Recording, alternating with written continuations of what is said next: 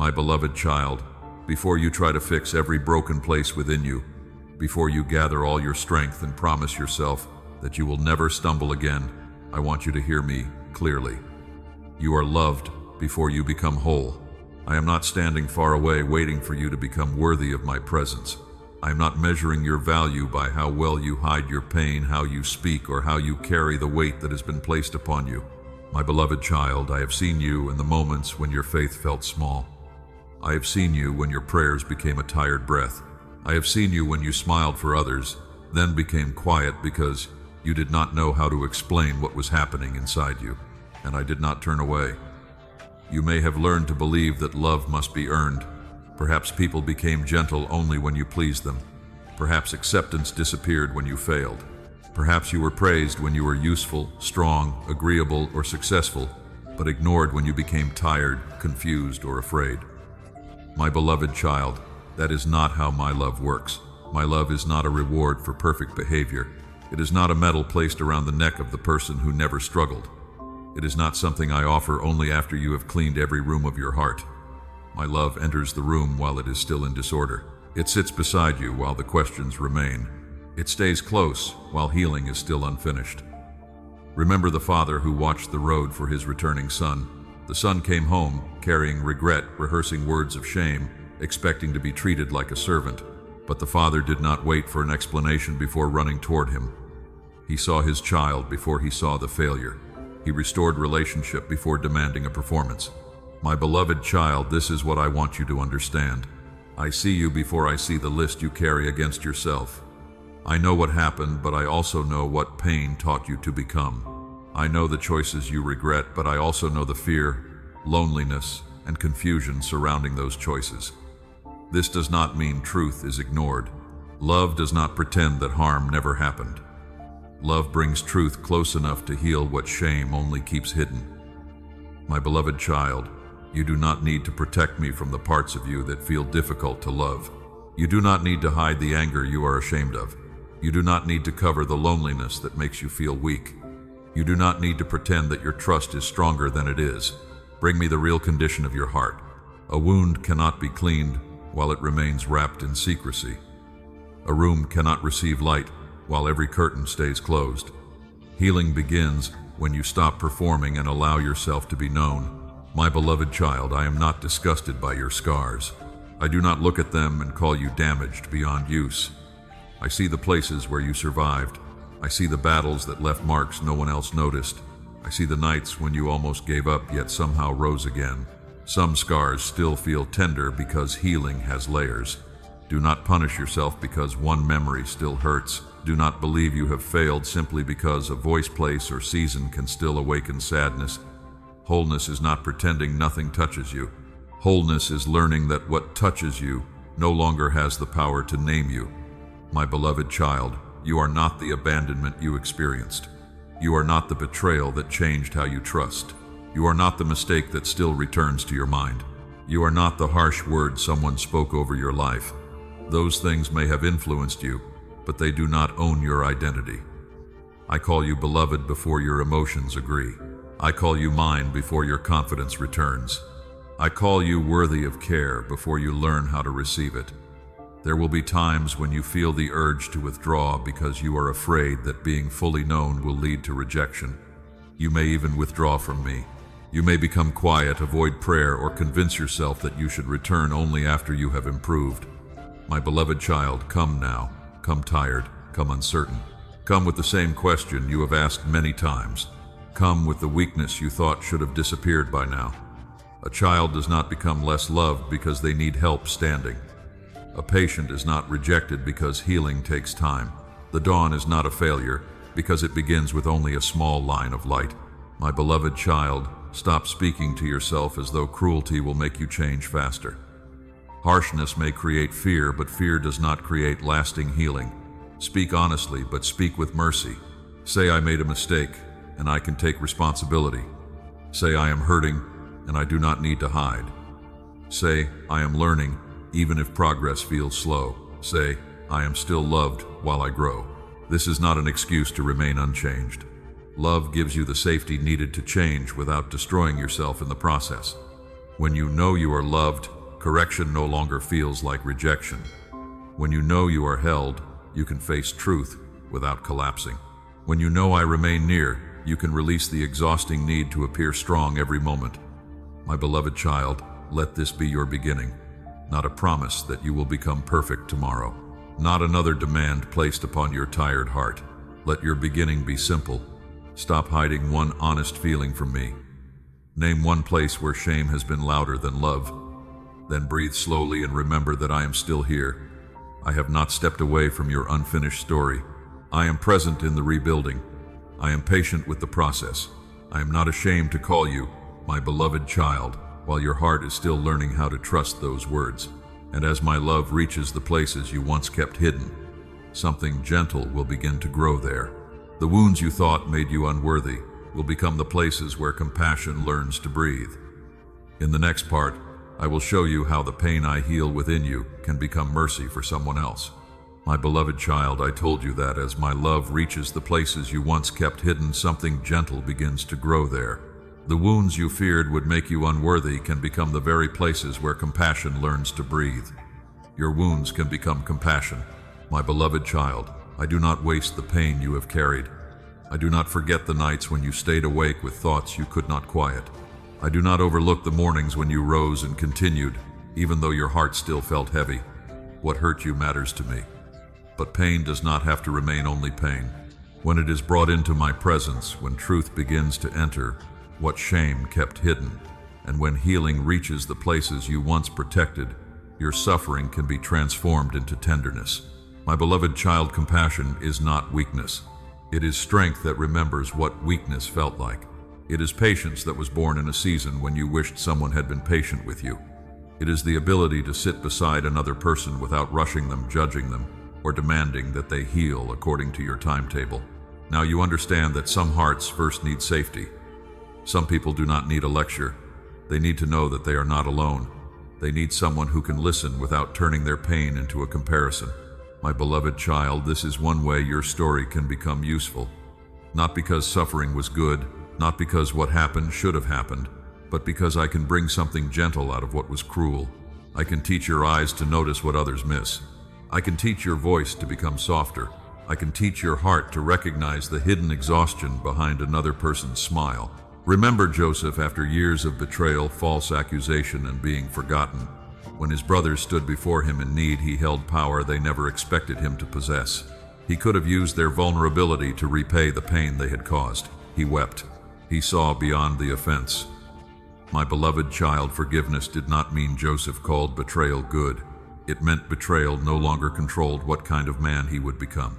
The wound had not disappeared from memory, but it no longer sat upon the throne of his decisions. It does not deny harm. It does not remove healthy boundaries. It does not invite repeated darkness back into the same place. Compassion sees clearly and still refuses to become cruel. My beloved child, you can understand someone's pain without permitting them to keep hurting you. You can forgive without restoring the same level of access. You can wish healing for someone while choosing distance. You can speak gently and still say no. A compassionate heart is not a heart without wisdom. My beloved child, there may be people around you who carry pain differently from you. Some become quiet. Some become angry. Some laugh too much because silence feels unsafe. Some try to control every detail because uncertainty once harmed them. Some push others away before they can be abandoned again. This does not excuse harmful behavior, but understanding what may be beneath a reaction can help you respond without becoming immediately harsh. Ask yourself, what might this person be carrying? What fear may be speaking through this anger? What loss may be hidden beneath this distance? You do not have to become their rescuer. You only need to leave room for the possibility that there is more happening inside them than you can see. My beloved child, remember how you wanted to be treated when you were at your lowest. You needed someone willing to come near. You needed truth without humiliation. You needed correction without contempt. You needed time to breathe before making another decision. Let the mercy you once needed shape the mercy you now offer. My beloved child, compassion also changes the way you speak about people who are absent. It refuses to use another person's weakness as entertainment. It does not expose private pain to gain attention. It does not turn someone's worst moment into a permanent name. Do not do that to another soul. Speak truth when truth is necessary. Protect others when protection is required. But do not add cruelty simply because cruelty is popular. My beloved child, your healed wounds can also teach you how to recognize quiet cries. A message that says, "I am fine," may carry more than the words reveal. A family member who becomes unusually impatient may be frightened. Sometimes compassion begins with one sincere question: how are you really doing? Then wait long enough to hear the answer. Do not ask only to prepare your advice. Listen to understand. My beloved child, you are not responsible for repairing every person who trusts you. Only I can reach every hidden place within a soul. You are not their savior. You are a vessel of care. You can offer water, but you cannot force another person to drink. You can open a door, but you cannot choose whether they walk through it. It allows you to love without trying to control the outcome. Compassion does not always look dramatic. Often it is the decision to slow down before reacting, to ask before assuming, and to remember that every person carries a history you cannot see. Mercy creates space for honesty, responsibility, and change, without removing dignity from the person who is still finding their way. My beloved child, compassion must include compassion for yourself. You cannot speak gently to everyone else while attacking your own heart in secret. When an old memory returns, do not insult yourself for still feeling it. When you need rest, do not call yourself weak. When you make a mistake, correct it without turning correction into hatred. The mercy you offer outward must also reach inward. You are still learning, you are still healing, and you are still worthy of patience. My beloved child, tonight, think of one wound that has changed the way you understand others. Perhaps loneliness taught you to notice the forgotten. Perhaps rejection taught you to welcome people more carefully. Perhaps grief taught you not to rush someone through sorrow. Perhaps failure taught you how to correct without humiliating. Thank me for the compassion that is beginning to grow there. Then ask me how that compassion can take one simple form: a patient conversation, a message of encouragement, a quiet apology, a boundary spoken without anger, an hour of listening. My beloved child, you do not need a platform to carry mercy. Compassion often moves through ordinary moments. It enters a kitchen, a workplace, a waiting room, a phone call, or a silent drive home. It is present when you choose to remain gentle without becoming dishonest. It is present when another person leaves your presence feeling less alone than when they arrived. And as compassion begins to shape your heart, it will also begin to shape your language. In the next part, I will show you how your words can carry healing instead of adding weight to a wounded soul. My beloved child, I told you that compassion begins to shape the way you see another person. Now I want it to shape the way you speak, because words can either become shelter or become another burden upon a tired heart. Let your words carry healing. My beloved child, you have known what it feels like to be wounded by language. Perhaps someone named you by your worst moment.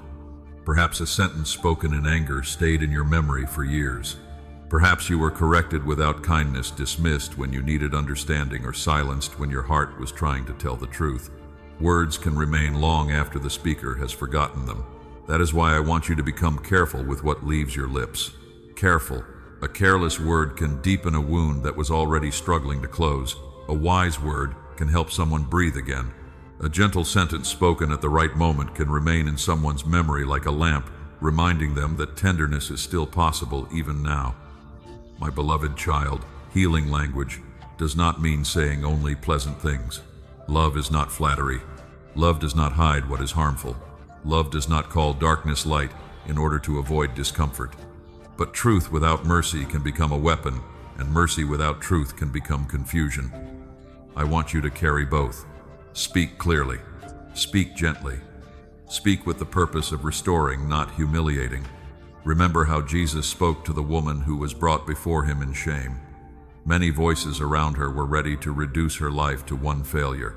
But Jesus did not join the noise. He created space. He refused to let cruelty pretend it was righteousness. Then he spoke truth without crushing her dignity. My beloved child, this is the balance I want you to learn. Do not use another person's weakness to prove your strength. Do not expose what should remain private. Do not turn correction into a performance. If something must be addressed, ask yourself why you are speaking. Are you trying to help? Are you trying to be understood? Or are you trying to make the other person feel the pain you felt? My beloved child, motives shape the weight of words. The same sentence can sound different when it comes from pride, fear, resentment, or love. Before you speak during conflict, pause. Let your breath slow. Let the first wave of anger pass. Ask me to remove the sharp edge that does not belong to truth. You do not have to answer every accusation immediately. Sometimes wisdom waits until the heart is steady enough to speak without causing unnecessary harm. My beloved child, silence can also carry healing when it is chosen wisely. There is a silence that punishes. There is a silence that manipulates. There is a silence that makes another person feel abandoned. But there is also a silence that listens, a silence that gives grief room to breathe, a silence that keeps anger from becoming destruction. Learn the difference. Do not use silence as a wall. Use it as a place where peace can enter. My beloved child, listening is one of the gentlest forms of language. When someone speaks, do not rush to compare their story with yours. Do not prepare your answer while they are still trying to explain. Do not reduce their pain to a lesson before they have felt heard. Wisdom becomes easier to receive after a person knows they have been seen. Sometimes the most healing words are simple. I am listening. That must have been painful. You do not have to explain everything right now. I am sorry. I was wrong. You are not alone. My beloved child, do not underestimate an honest apology. Pride wants to explain. Pride wants to defend intention. Pride says, I did not mean it, so you should not be hurt. Humility says, I see that my words caused pain. Humility does not collapse into shame. It takes responsibility. A sincere apology can open a closed window. But let your apology be clean. Do not say sorry and then place all the blame back on the other person. Do not demand immediate forgiveness.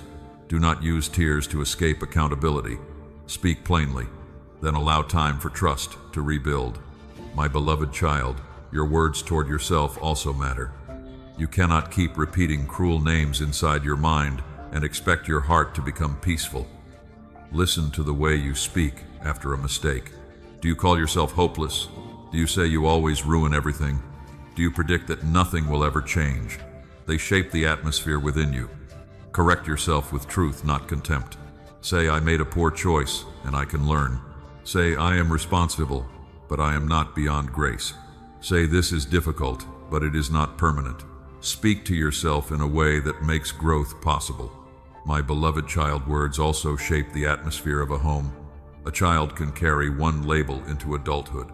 A marriage can become cold when sarcasm replaces honesty. A friendship can weaken when every disagreement becomes a contest. You can interrupt these patterns. You can become the person who lowers the temperature of a room. You can refuse to answer disrespect with greater disrespect. You can name a problem without attacking a person's worth. You can say, this behavior must change, without saying, you are nothing. My beloved child, boundaries can be spoken with healing too. A boundary does not need cruelty to become strong. You can say, I will not continue this conversation while we are insulting each other. You can say, I care about you, but I cannot carry this responsibility for you. You can say, I forgive you, but trust will need time and consistent change. Firmness and kindness can stand together. Healing words are not weak words, they are disciplined words. My beloved child, be especially careful when someone trusts you with private pain. Do not share their story to appear wise. Do not turn their tears into solace. Protect what has been placed in your hands. Confidentiality can become a form of shelter. Sometimes safety requires seeking help, but do not confuse necessary protection with gossip. Ask what serves life. Ask what preserves dignity. Ask what truth requires. My beloved child, tonight, remember one conversation that still needs healing. Do not rehearse the argument again. Ask what part belongs to you. Perhaps you need to apologize. Perhaps you need to speak a truth you have avoided. Perhaps you need to stop explaining and begin listening. Perhaps you need to choose silence until anger settles. Take one honest step. You do not need to repair every relationship in a single night. Let your words become more trustworthy, one conversation at a time. Let your voice become a place where truth and mercy meet. And as your language becomes gentler, you will begin to understand that love is not only carried through speeches. Sometimes it is carried through the quiet things your hands choose to do. In the next part, I will show you why hidden acts of love are never forgotten. My beloved child, I told you that love is not only carried through words. Sometimes it moves quietly through hands that serve, feet that return, eyes that notice, and hearts that choose to remain present in secret. Quiet acts of love are never forgotten. My beloved child, the world often teaches you to measure value by visibility. It asks how many people noticed. It asks who applauded. It asks whether your name was remembered. But I do not measure love by noise. I see the meal prepared for someone too tired to cook. I see the message sent to a person who felt alone. I see the chair pulled closer to someone who needed company. I see the task completed without recognition. What seems small can carry great weight in my presence. My beloved child, do not believe that an act loses meaning because no one thanked you. Gratitude is beautiful, but it is not the source of value. A seed does not become useless because no one watches it enter the ground. A lamp does not become meaningless because it shines in a quiet room. Love becomes holy when it is offered sincerely, even without an audience. Remember Tabitha, also known as Dorcas. She was not remembered because she held power, commanded crowds, or built a public name. She used her hands to make garments for women in need. When she died, the widows stood nearby weeping and showing the clothing she had made. My beloved child, those garments were more than fabric. They carried warmth. They carried dignity. They carried the memory of someone who had noticed practical need and responded with care. A stitch can become a prayer when love guides the hand. A simple task can become shelter when it is done for someone who feels forgotten. This is why I want you to stop dismissing what is ordinary. You may think you have little to offer because you cannot solve everything, but love rarely begins by solving everything. It begins by noticing what is near. A tired parent may need 1 hour of rest. An older person may need transportation. A grieving friend may need silence and company. A young person may need someone to believe that their future still matters.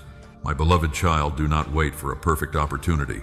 Love often arrives through the opportunity already standing beside you. It may be hidden inside a household responsibility. It may be inside work no one praises. It may be inside a repeated act that feels unnoticed after many repetitions. Faithfulness can look repetitive from the outside, but repetition does not make love empty. Every meal prepared with care, every patient answer, every bill handled responsibly. Every morning you rise and continue supporting those entrusted to you.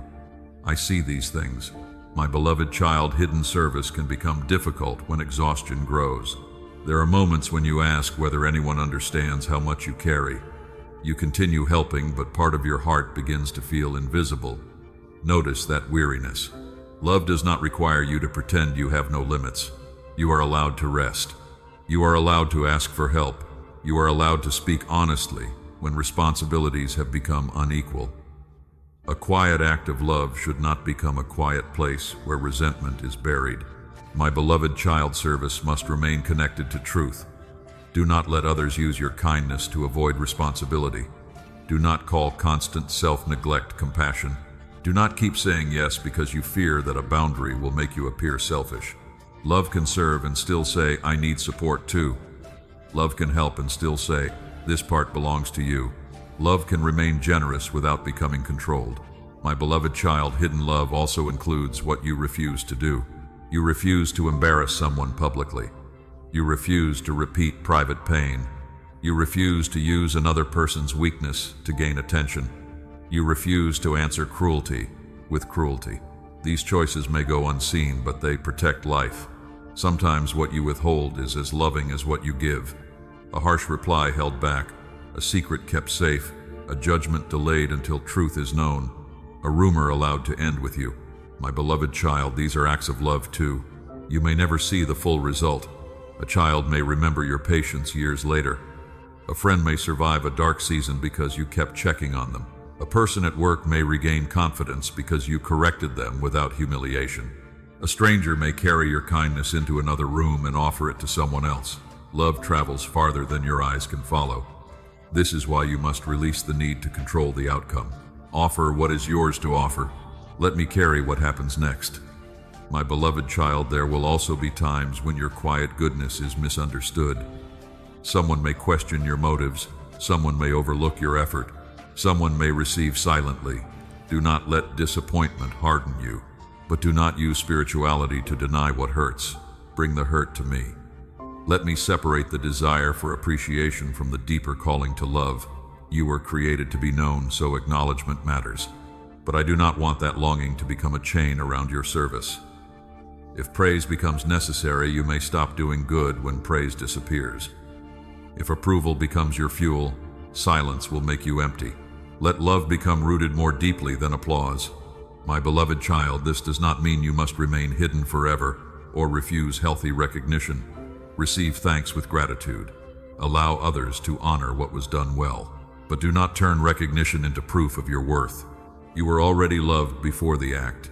You remain loved after the act is forgotten. Your identity does not rise and fall with public attention. My beloved child, learn to recognize the sacredness of small care. A glass of water, a clean room prepared for someone returning home, a handwritten note, a patient explanation, a place at the table, a prayer spoken quietly while another person sleeps. These actions may not look impressive, but love does not need to be impressive to become powerful. My beloved child, think tonight about one quiet act you have almost dismissed. Perhaps you have cared for someone for years. Perhaps you kept a promise when breaking it would have been easier. Perhaps you showed gentleness to a person who could give you nothing in return. Do not boast about it, but do not call it meaningless either. Thank me for the grace that helped you continue.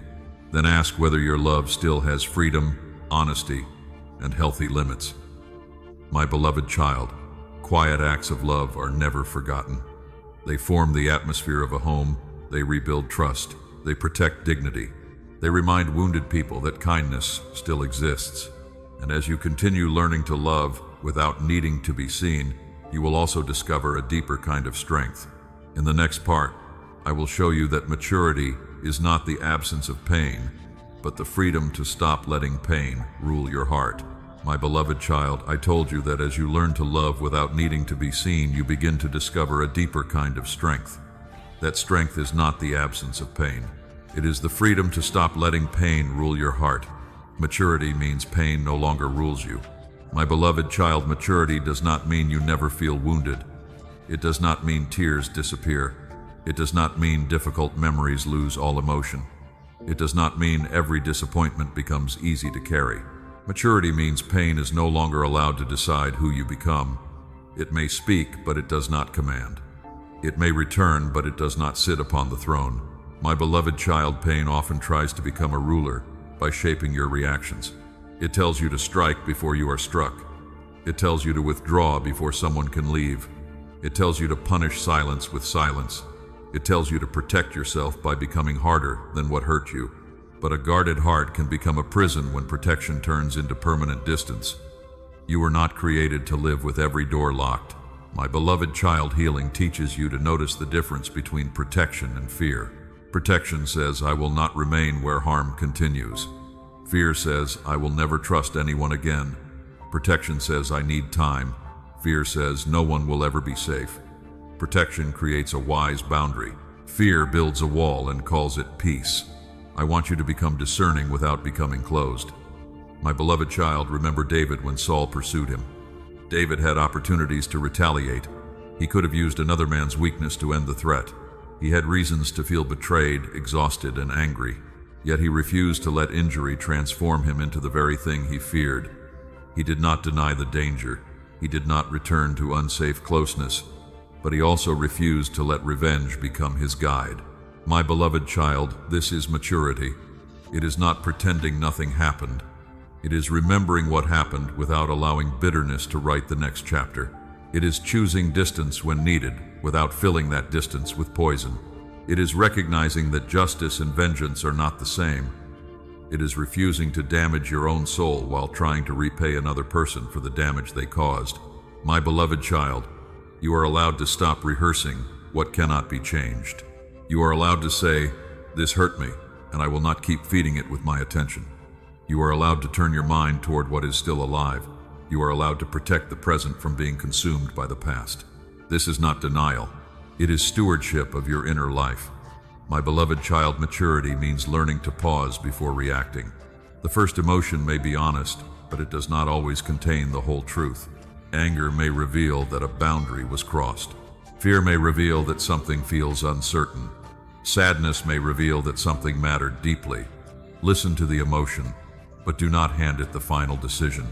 Let wisdom enter before your words leave your mouth. Let prayer slow the movement of your thoughts. Let time reveal what urgency tries to hide. My beloved child, there will be moments when you want to win an argument more than you want to protect peace. You may believe that if you explain enough, the other person will finally understand. Sometimes they will, sometimes they will not. Maturity knows when another explanation is useful and when it only keeps the wound open. You do not need agreement from everyone to remain grounded in truth. You do not need to chase understanding from people committed to misunderstanding you. My beloved child, peace is not weakness. It takes strength to lower your voice when pride wants to shout. It takes courage to end a conversation that has become cruel. It takes humility to admit when part of the conflict belongs to you. It takes wisdom to stop explaining when explanation has become self-abandonment. A calm response does not mean the issue is unimportant. It means your inner life is no longer controlled by the chaos around you. My beloved child, pain may also rule through identity. You begin to call yourself unwanted because someone left. You call yourself foolish because you trusted. You call yourself weak because you stayed too long. You call yourself damaged because healing has taken time. But what happened to you is not the full truth about you. You are more than the moment that broke your confidence. You are more than the relationship that failed. You are more than the season when you did not know what to do. My beloved child, speak about your past with honesty, but do not use it as a name. Say, I was betrayed. Do not say, I am unlovable. Say, I made a mistake. Do not say, I am a failure. Say, I stayed because I was afraid. Do not say, I will always be weak. Language can either keep you chained to pain or help you recognize that change has already begun. My beloved child, maturity also means allowing grief to move. Pain becomes heavier when you demand that it disappear immediately. Some losses need tears. Some disappointments need time. Some changes require you to mourn what you hoped would happen. Do not rush grief, but do not build your home inside it. Let grief pass through the heart like rain through a field. Rain can soften the ground, but a field cannot live beneath a permanent flood. My beloved child, ask yourself what your pain has been teaching you. Has it taught you that everyone will leave?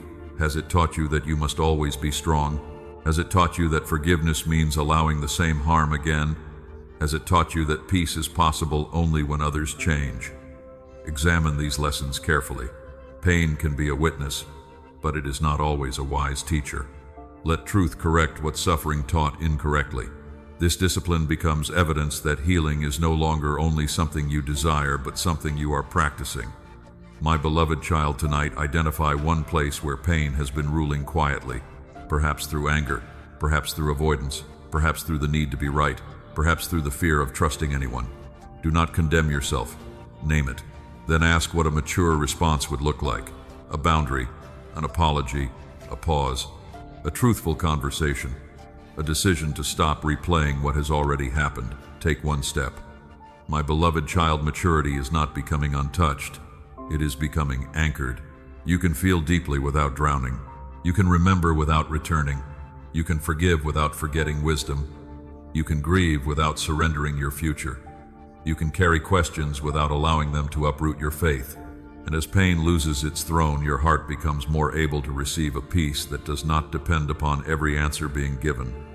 In the next part, I will show you why my peace does not require everything to be explained. My beloved child, I told you that as pain loses its throne, your heart becomes more able to receive a peace that does not depend upon every answer being given. Now I want you to understand what that peace truly is. My peace does not require every answer. My beloved child, you have often believed that peace will come after everything is explained, after the door makes sense, after the delay ends, after the person finally tells you why, after the prayer is answered in the way you hoped. But if peace must wait for complete understanding, your soul will remain restless in every uncertain season. My peace begins before the explanation arrives. It enters while questions are still open. It stays while the road ahead remains partly hidden. It steadies you, even when circumstances have not yet changed. My beloved child, peace is not pretending that nothing hurts. It is not forcing yourself to smile while confusion grows inside. It is not denying the disappointment of a closed door or the ache of a prayer that still seems unanswered. Peace tells the truth about the storm without allowing the storm to become the ruler of your inner life. Remember the disciples crossing the sea when the wind rose suddenly. The waves entered the boat, and fear convinced them that everything was about to be lost, yet Jesus was with them. His presence had not removed the storm immediately, but the storm had never removed his presence. My beloved child, this is what anxiety forgets. Anxiety looks at the waves and concludes that you are alone. It looks at delay and says nothing is happening. It looks at uncertainty and creates the darkest ending. But fear does not know the whole story. It sees only the water entering the boat. I see the shore. My beloved child, there are moments when you will ask why I allowed the storm to rise at all. You may wonder why the path became harder after you tried to follow me. You may question why obedience did not create immediate ease. I do not shame you for asking. Questions can belong inside faith, but do not let the unanswered question become proof that I have abandoned you. You can ask why and still remain near. You can feel confused and still trust my character. You can grieve what you do not understand without accusing yourself of having no faith. My beloved child, some answers would not give you the peace you imagine.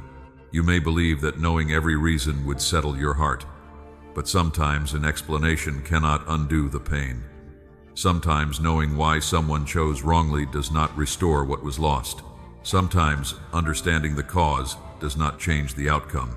There are moments when peace must come from something deeper than information. It must come from knowing you are held. My beloved child, I am not asking you to stop thinking. Use wisdom, ask questions, seek counsel, examine the facts, make responsible decisions. But understand the limit of human understanding. There will always be details beyond your reach. There will always be motives you cannot fully know. There will always be parts of tomorrow that remain unseen. Wisdom prepares what it can. Trust releases what it cannot control. My beloved child, this is where peace begins to guard your mind.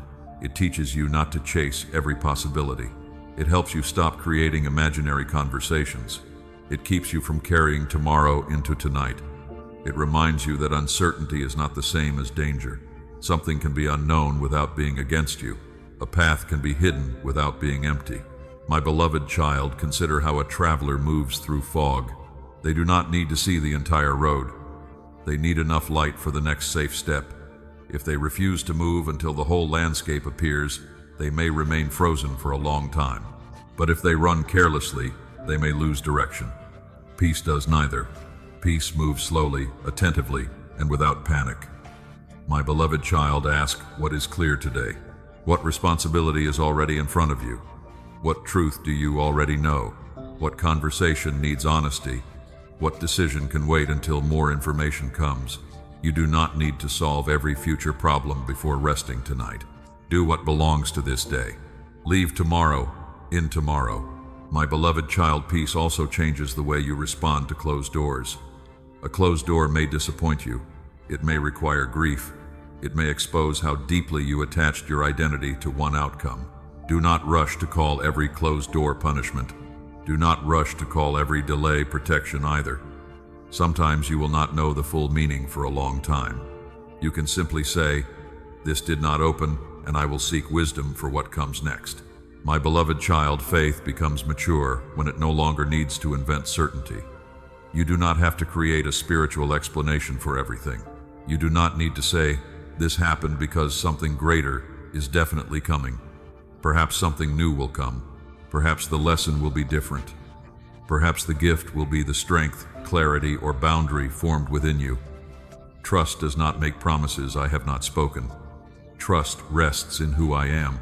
My beloved child, when your thoughts begin racing, return to what is real. Feel your feet on the floor. Take a slow breath. Name what is actually happening. Separate facts from predictions. Say, "I do not know the full outcome." Say, "I know what I can do today." Say, "I am not alone in this moment." Let peace enter through simple truth.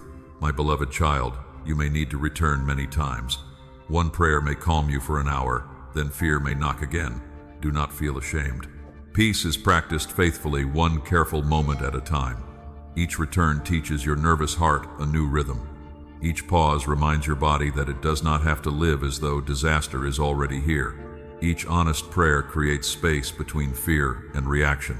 My beloved child, my peace is not fragile. It does not disappear because you cried. It does not leave because you asked another question. It does not reject you because your hands still tremble. My peace can sit beside your grief. It can remain inside uncertainty. It can hold you while you wait. Tonight, release the demand to understand everything. Choose one unanswered question and place it before me. You may say, I still want clarity, but I will not let this question consume every part of today. Then take the next responsible step. Rest where no action is required. My beloved child, you do not need the whole map to remain faithful. You need enough light to recognize the next step, and enough trust to believe I am still with you beyond what you can see. And as peace begins to steady your heart in the unknown, you will be ready to move without waiting for fear to disappear. In the next part, I will show you how to step forward, even while you tremble. My beloved child, I told you that you do not need the whole map to remain faithful. You need enough light for the next step and trust that I remain with you. Now, I want you to move. Step forward even while you tremble. My beloved child, courage is not the moment when fear disappears completely. Courage is obeying what is right while fear still speaks. It is moving beyond the place where comfort kept you standing. It is the quiet answer that says, I am afraid, but I will not let fear choose my direction. You have sometimes waited to feel ready. You told yourself you would begin when confidence became stronger. You would speak when your voice steadied. You would leave when every doubt was answered. You would try again when failure stopped frightening you. My beloved child, readiness often grows after movement begins. A door may not reveal what lies beyond until you touch it. A path may remain hidden until your feet reach it. You do not need to feel powerful to take a faithful step. You need honesty and willingness. Remember Peter when he saw Jesus walking upon the water. The wind was loud, the boat was familiar, the sea was uncertain. Yet when he heard the invitation to come, he stepped out. My beloved child, Peter did not step onto calm water. He stepped into the same storm that had frightened everyone else. Faith did not remove the wind before he moved. Faith gave him a reason to move while the wind remained. Remember this, you may be waiting for your surroundings to become peaceful before you obey. But sometimes peace is formed as you discover that I can hold you in the middle of movement. My beloved child, when Peter looked at the waves and began to sink, he cried out. I did not stand at a distance and lecture him about imperfect faith.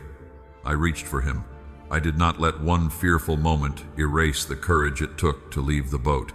In the same way, if you begin and then feel afraid, call to me. If your confidence weakens, return to my voice. If you take one step and need help with the next, do not call yourself a failure. A trembling step is still a step. My beloved child, fear often exaggerates the cost of moving and hides the cost of remaining. It shows you everything that could go wrong if you begin. But it does not show you what may slowly die if you never move. It does not show you the opportunities lost through endless hesitation. It does not show you how staying in a harmful pattern can weaken your spirit. Ask not only what might happen if I move, also ask, what will happen if I remain here forever? My beloved child, not every fear should be dismissed. Some fear is a signal asking you to slow down, seek counsel, or prepare more carefully. Wisdom does not rush into danger to prove faith. Wisdom examines the path. Wisdom distinguishes between discomfort and genuine harm. Wisdom does not call recklessness obedience. Before moving, ask whether the step agrees with truth, responsibility, and healthy counsel.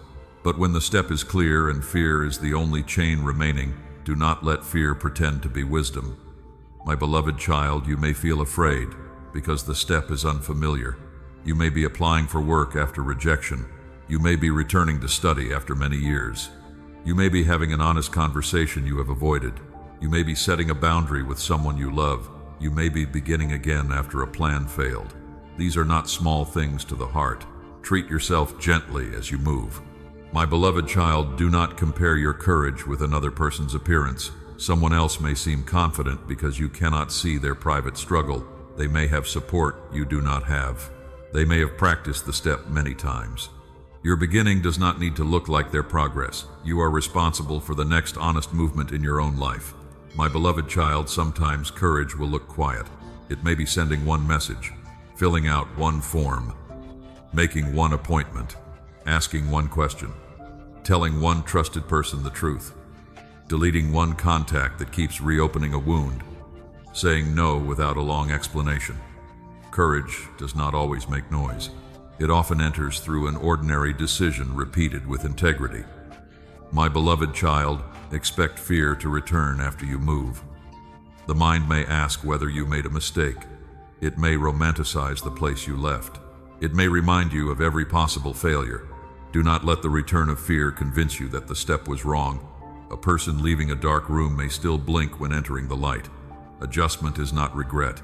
Discomfort is not always a warning to turn back. Give yourself time to become familiar with freedom.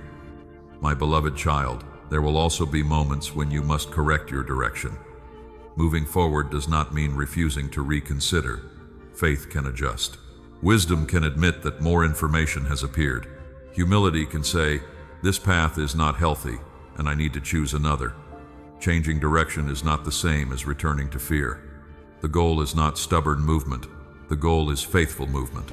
My beloved child, let your body participate in courage. Take a slow breath, relax your shoulders, place your feet firmly on the floor. Speak the next sentence slowly. Break the action into smaller parts. Fear often says everything must happen at once. Wisdom says begin with what belongs to this moment. You do not need strength for the entire journey today. You need strength for today's step. My beloved child, stop waiting for a sign that removes every risk. Life will always contain uncertainty. Relationships involve vulnerability. Growth includes mistakes. New work requires learning. Healing may awaken feelings before it brings relief. But uncertainty does not mean you are unsupported. I can guide you through what you cannot predict. I can correct you without abandoning you. I can hold you when the road feels less certain than you hoped. Tonight, name one step you know you have been avoiding. Do not choose the largest problem in your life. Choose the next faithful action. Write the message. Ask for guidance. Make the plan. Rest if preparation is still required. Then decide when you will move. My beloved child, you do not have to become fearless before you become faithful. Let your hands tremble and still reach for what is true. Let your voice shake and still speak honestly. Let your heart feel uncertain and still choose the path that leads toward life. Each step teaches fear that it no longer holds the final authority. And as you move, you will begin to see that courage is not something you manufacture alone. It is formed as you discover that my hand remains near ready to steady you, correct you, and continue shaping you. In the next part, I will show you how you are still being shaped in my hands. My beloved child, I told you that as you step forward, courage grows as you realize my hand remains near, steadying you, correcting you, and continuing the work within you. You are still being shaped in my hands. My beloved child, do not mistake unfinished places for abandoned places. There are parts of your heart that still react quickly. There are memories that still influence your choices. There are habits you wish had already disappeared. Some days you feel strong and other days old fears return. This does not mean nothing is changing. It means the work is still active. My beloved child, growth is rarely a straight line. You can move forward and still hesitate. A healed place can still feel tender when touched. A wise decision can be followed by doubt. Do not judge the whole journey by one difficult day. One weak moment does not erase months of growth. One mistake does not cancel what you have learned. Remember Jeremiah when I sent him to the potter's house. He watched clay turning beneath skilled hands. The vessel became marred while it was being formed, but the potter did not throw the clay away. He shaped it again according to what seemed right. My beloved child, notice what the potter did not do. He did not insult the clay. He did not abandon the work because the first form was imperfect. He remained close. He applied pressure. He softened what had become resistant. He began again where necessary. This is how I want you to understand my work. I am not surprised by the places that still need attention. I am not embarrassed by your unfinished edges. I am not exhausted when lessons must be learned again. My beloved child, correction is not rejection. When I reveal a harmful pattern, I am not shaming you. I am bringing it into light so it can lose its hidden power. When fear speaks through anger, I am not calling you hopeless. When pride protects a wound, I am not turning away. I am inviting you into greater freedom. My beloved child, sometimes shaping feels like pressure. A boundary must be accepted. A habit must be interrupted. An apology must be spoken. A comfortable excuse must be released. A relationship may need a different form. You may ask why helpful change feels uncomfortable, but clay cannot become useful while remaining untouched. Growth asks the heart to release what no longer belongs. My beloved child, not all pressure comes from me. Some pressure comes from fear, manipulation, overwork, or people who ignore your limits. Learn to distinguish between shaping and harm. My shaping does not destroy your dignity. It leads toward truth. It produces clarity, humility, patience, and life. Harm produces confusion, terror, control, and the shrinking of your soul.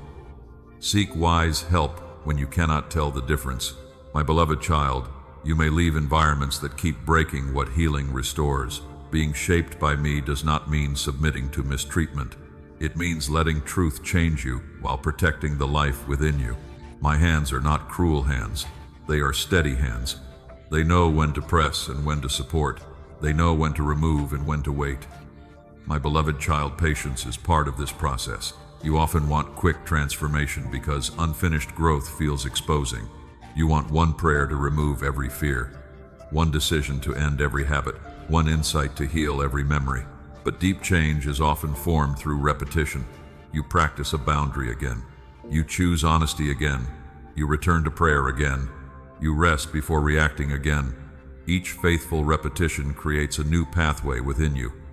My beloved child, do not despise the need to practice. A musician does not become skillful through one perfect moment. A builder does not create a strong house with one stone. Character grows through many ordinary choices that no one celebrates. You are shaped whenever you choose truth over hiding. You are shaped whenever you pause before speaking in anger. You are shaped whenever you ask for help instead of pretending. My beloved child, shaping also requires softness. A hardened heart may feel safe because it cannot be easily touched, but it also struggles to receive love, correction, and joy. Do not confuse numbness with strength. Strength can remain open while maintaining wisdom. Softness is not the absence of boundaries. It is the ability to feel without being controlled. It is the willingness to listen without losing yourself. It is the courage to care after disappointment. My beloved child, water keeps clay workable. Let truth, prayer, rest, and honest relationships keep your heart from becoming rigid. Return to what softens you without weakening you. Sit in silence. Speak with someone trustworthy. Read words that restore perspective. Allow tears when they come.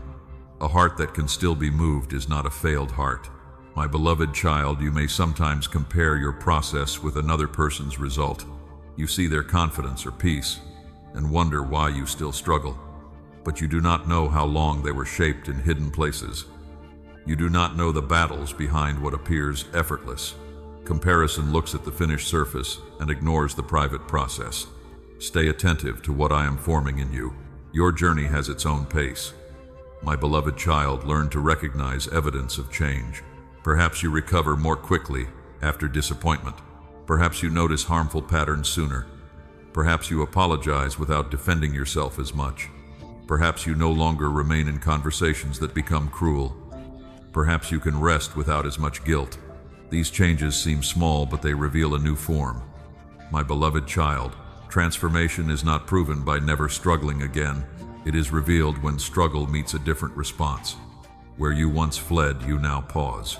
Where you once attacked, you now listen. Where you once surrendered to shame, you now return to truth. This is how new character becomes visible. My beloved child, tonight, ask what I may be shaping within you now. Patience, courage, self-control, honesty, discernment, compassion. Do not ask only what is being removed. Ask what is being formed.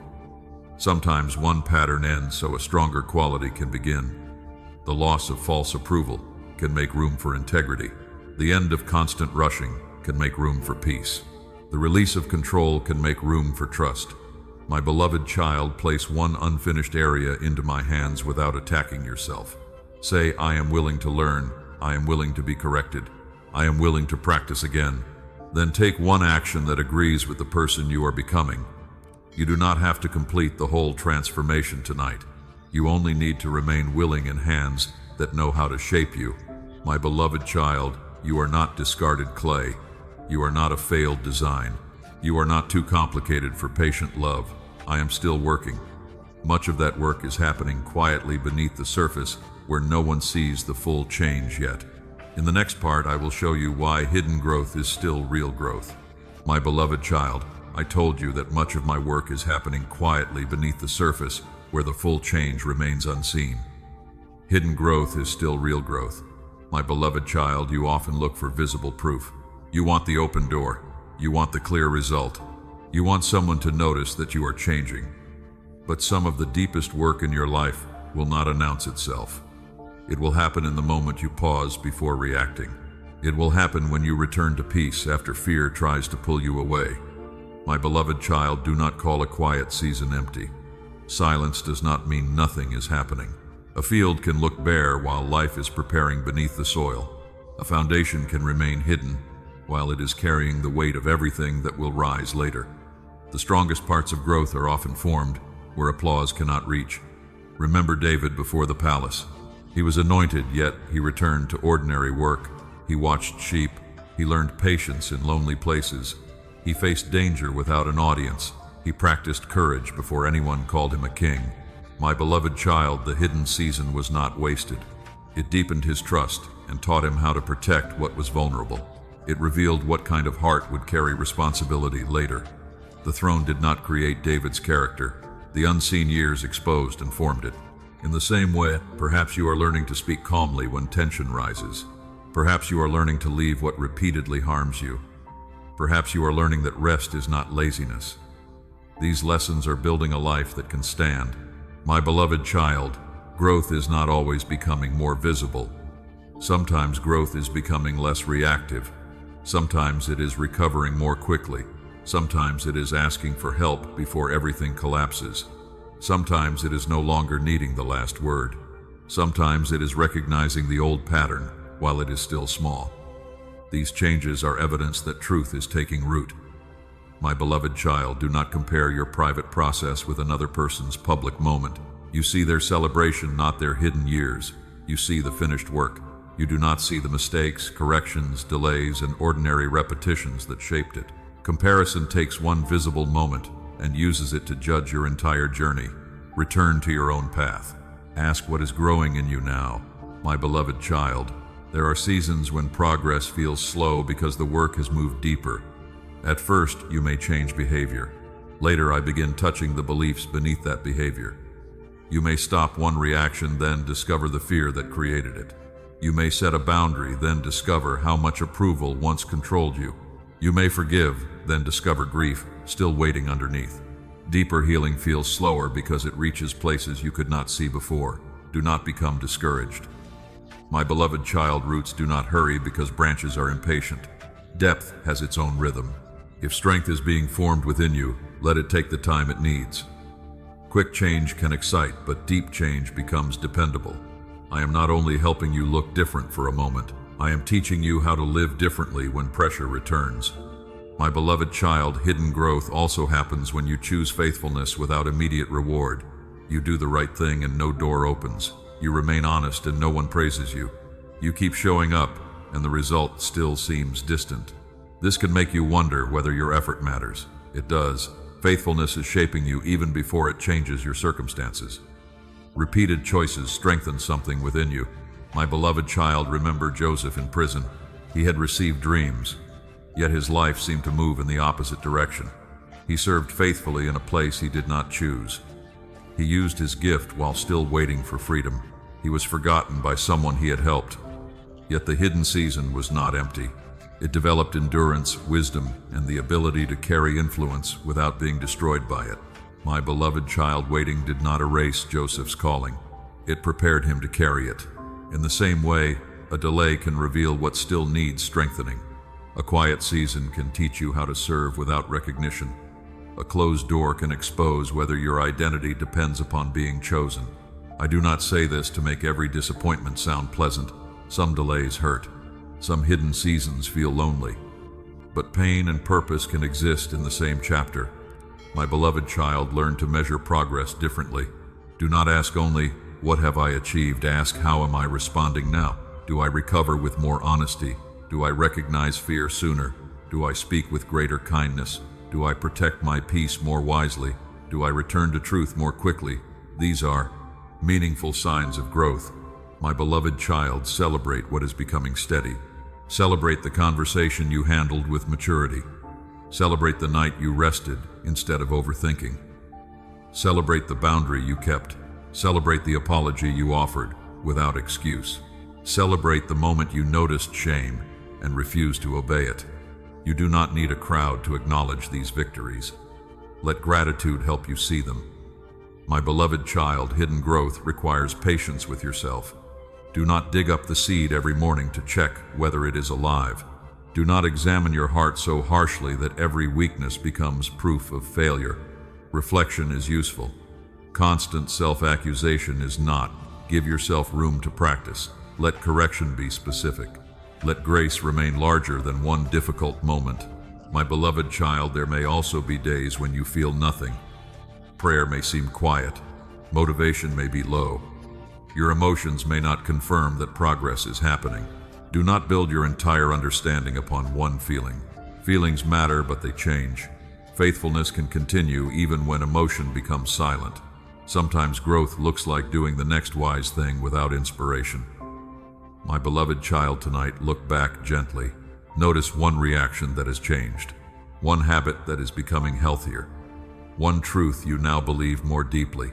One fear that no longer controls you as completely. Thank me for what is forming, even if it is unfinished. Then ask what needs patient repetition tomorrow. I see every victory, and I understand the courage required to continue when visible evidence has not appeared yet. My beloved child, hidden growth is still real growth. The quiet choice matters. The unseen practice matters. The day when you simply remain faithful matters. You are not standing still merely because no one is applauding. You are being strengthened in places that will support what comes next. And as you learn to honor this hidden work, you will also learn when your soul needs to pause without calling that pause failure. In the next part, I will show you why resting is not giving up. My beloved child, I told you that hidden growth is still real growth, and that the quiet work within you matters even when no one can see it. Now I want you to understand something your tired heart often forgets. Resting is not giving up. My beloved child, you have sometimes treated exhaustion as proof that you must push harder. You told yourself that slowing down would make you weak. You believed that if you stopped for even a moment, everything would fall apart, so you kept moving. You answered messages while your mind was tired. You carried other people while your own strength was fading. You called survival discipline even when your soul was asking for care. My beloved child, I do not ask you to destroy yourself in order to prove that you are faithful. Rest is not a betrayal of purpose. Rest is often the place where purpose is protected. A field cannot produce without seasons of renewal. A lamp cannot keep burning without oil. A body cannot remain steady when it is denied sleep, nourishment, and quiet. You are not a machine. You are my beloved child. Remember Elijah after the long struggle on Mount Carmel. He had stood before crowds, faced conflict, and carried intense pressure. Yet afterward, he became exhausted and afraid. He went into the wilderness and sat beneath a tree. My beloved child, I did not meet him first with a lecture. I did not accuse him of having weak faith. I sent food. I gave him water. I allowed him to sleep. Before I gave him further direction, I cared for his body. This matters. Sometimes what you call spiritual failure is physical exhaustion. Sometimes the thoughts that feel unbearable become heavier because you have not rested. Sometimes you do not need another argument with yourself. You need sleep. You need a meal. You need quiet. You need to step away from the noise long enough to hear truth again. My beloved child, rest is not laziness when it restores what responsibility has depleted. Laziness avoids what should be done. Rest prepares you to return with clearer judgment. Laziness hides from life. Rest helps you re-enter life with greater honesty and strength. Do not confuse the two. You may need to pause, but the pause can still have purpose. My beloved child, healthy rest is not only sleeping, it is also releasing the need to perform. It is sitting without demanding productivity from every minute. It is allowing your mind to become quiet. It is taking a walk without turning it into another goal. It is enjoying a simple meal without rushing. It is spending time with someone who does not require you to prove anything. Rest reminds you that your value is not measured by constant output. My beloved child, rest can restore your ability to receive joy. Exhaustion narrows your vision until every day feels like duty. A rested heart notices music, sunlight, laughter, and kindness. These experiences are not distractions from your calling. They remind you that life is meant to be received with gratitude. My beloved child, you may feel guilty when you stop because you learned that love must be earned through usefulness. Perhaps people noticed you only when you helped. Perhaps you were praised for being strong, dependable, and available. Perhaps you became the person everyone called because you rarely said no. But being needed is not the same as being loved. You do not have to remain exhausted to keep your place in someone's life. My beloved child, let rest expose the relationships and expectations that depend upon your endless sacrifice. A healthy person can respect your limits. A loving person can hear, "I need time to recover." A wise responsibility can be adjusted. You are allowed to communicate before you collapse. You are allowed to ask someone else to carry their share. You are allowed to stop rescuing people from consequences that belong to them. Rest may require boundaries. It may require turning off the phone. It may require saying, "I cannot do this today." It may require leaving work unfinished until tomorrow. It may require disappointing someone who benefited from your lack of limits. My beloved child, a boundary may feel uncomfortable, but discomfort does not mean the boundary is wrong. You are learning to care for the vessel that carries your life. Do not wait until your body forces you to stop. Listen earlier. Notice the signs: irritability, forgetfulness, a racing mind, tightness in your body, the inability to enjoy anything. These may be invitations to slow down, seek support, and return to a healthier rhythm. My beloved child, there is also emotional rest. You do not need to solve every relationship tonight. You do not need to understand every silence. You do not need to replay every conversation until you find the perfect answer. Some questions can remain unanswered while you sleep. Some decisions become clearer after the nervous heart has settled. Let tomorrow carry what belongs to tomorrow. My beloved child, there is spiritual rest too. Spiritual rest is not abandoning prayer. It is releasing the belief that the right words will force the right outcome. You can come to me without a long speech. You can sit quietly. You can say, "Father, I am tired." That is enough to begin. I hear the prayer hidden inside the sigh. I understand the need you cannot explain. You do not have to create a perfect atmosphere before I draw near. My beloved child, return as often as you need. You may find peace in the morning and feel anxious again by afternoon. Come again. You may release one burden, then discover another beneath it. Come again. A child is not rejected for needing comfort more than once. Do not shame yourself for needing repeated care. Healing often comes through many small returns. My beloved child, resting also means trusting that the world can continue without your constant control. Some responsibilities truly belong to you. Others do not. Some people need your help. Others need to learn how to help themselves. Some problems need action. Others need time. Rest teaches you to recognize the difference. It says, "I will do my part, but I will not pretend that everything depends upon me." My beloved child, tonight choose one form of rest that is honest and possible. Go to bed earlier. Eat without distraction. Take a quiet walk. Ask someone for help. Delay a non-essential task. Sit with me for a few minutes without trying to produce anything. Let rest become an act of trust. You are not giving up because you pause.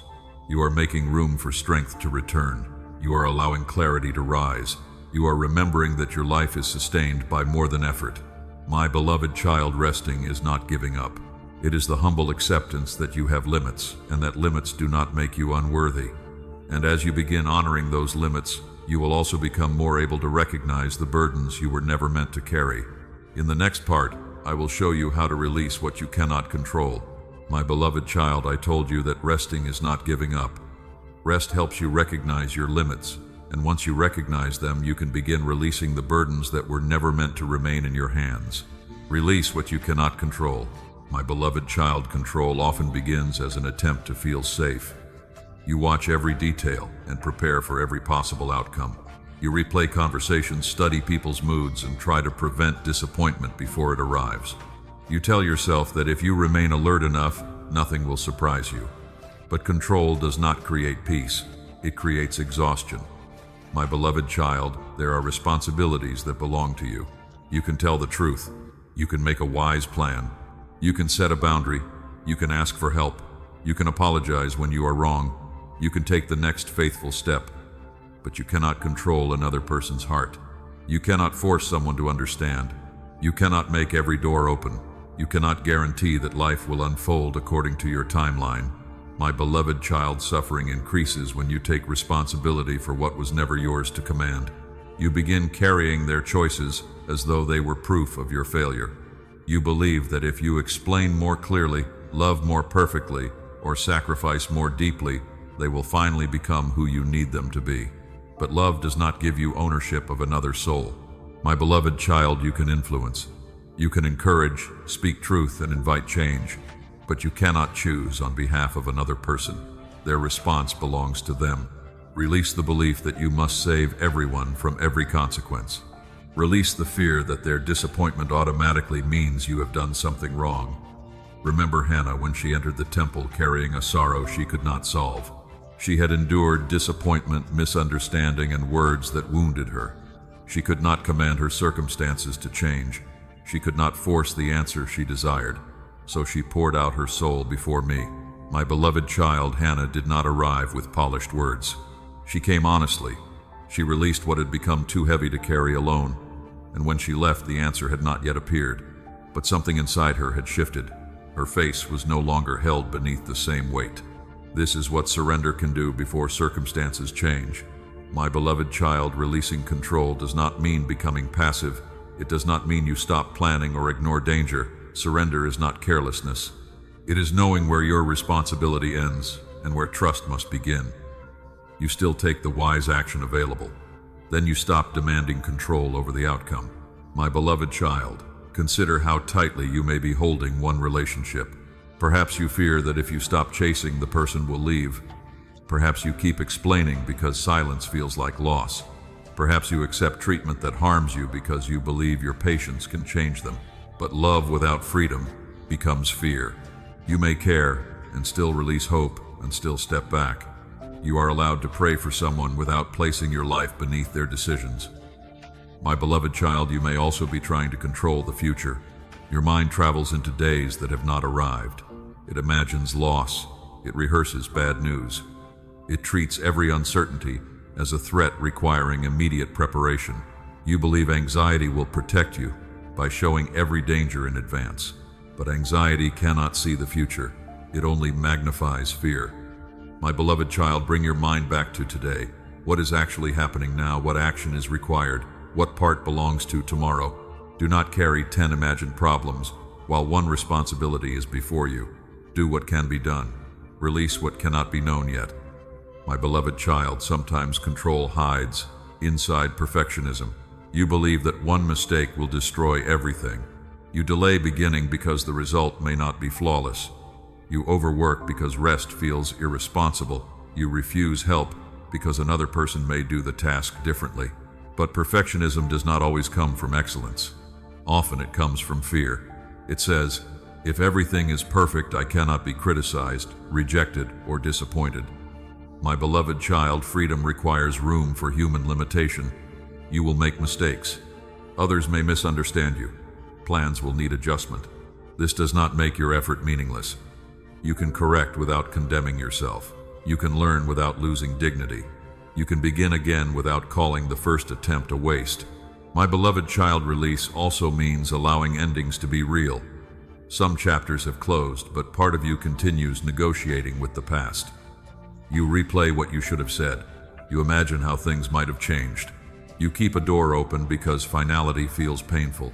Grief is honest, but endless bargaining keeps the wound from becoming a scar. My beloved child, You may honor what mattered without living inside what ended. You may remember without returning. You may bless what was good and still accept that the season is finished.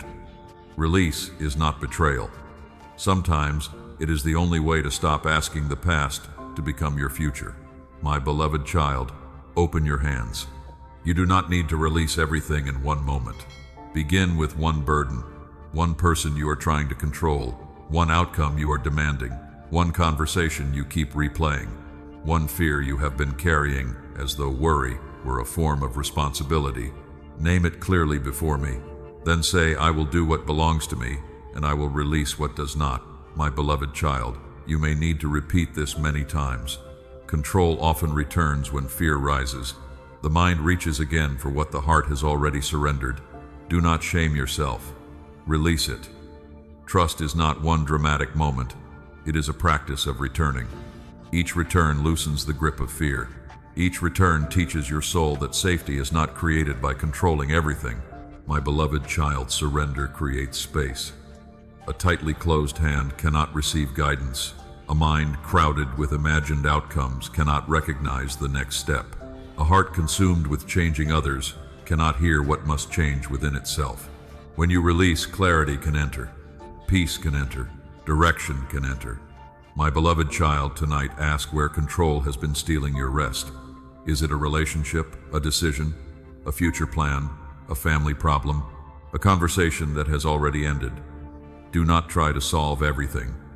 Choose one part to place into my hands.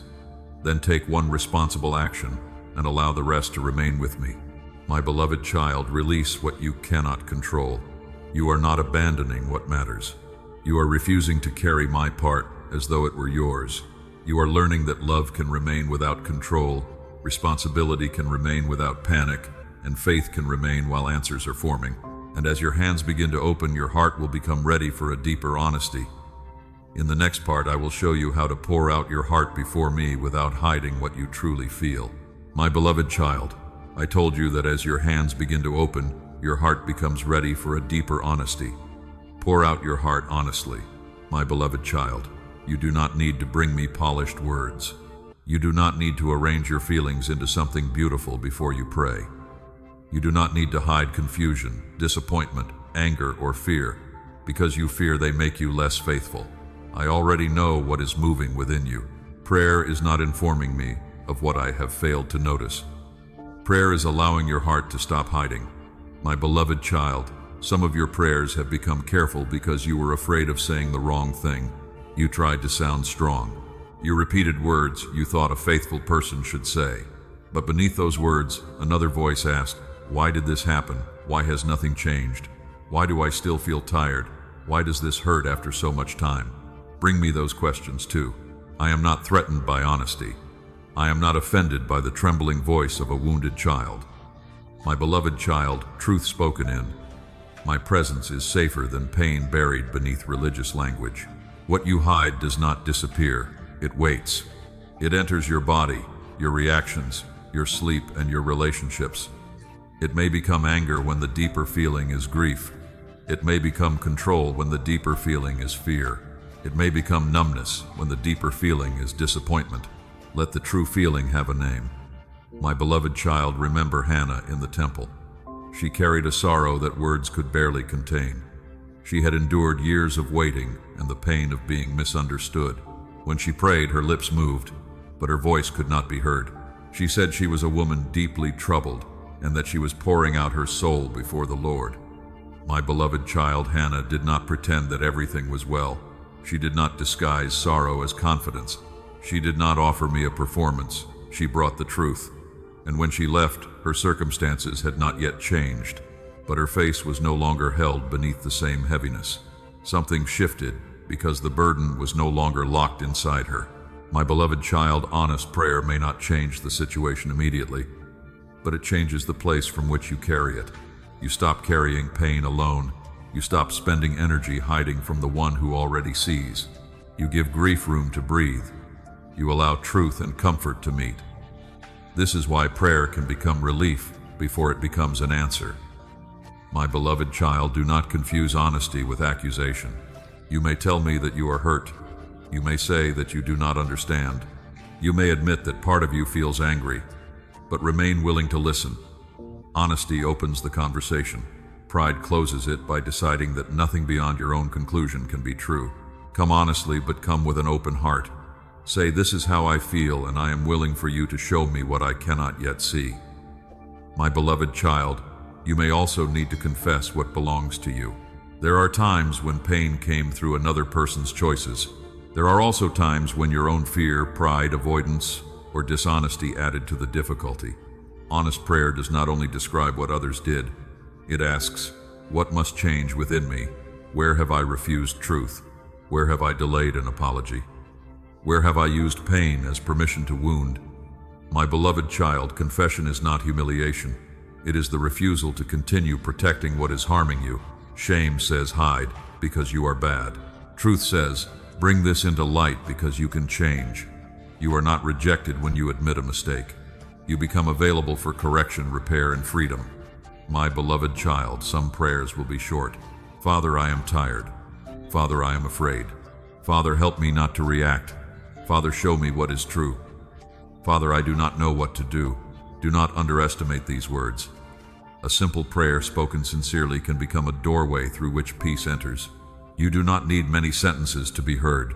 My beloved child, there will also be times when you have no sentence at all. Only tears, only silence, only a breath that carries more than language can hold. Remain there. Silence before me is not empty when your heart is present. I understand what never becomes a complete thought. I hear the longing beneath the sigh. I know the name of the grief you cannot explain.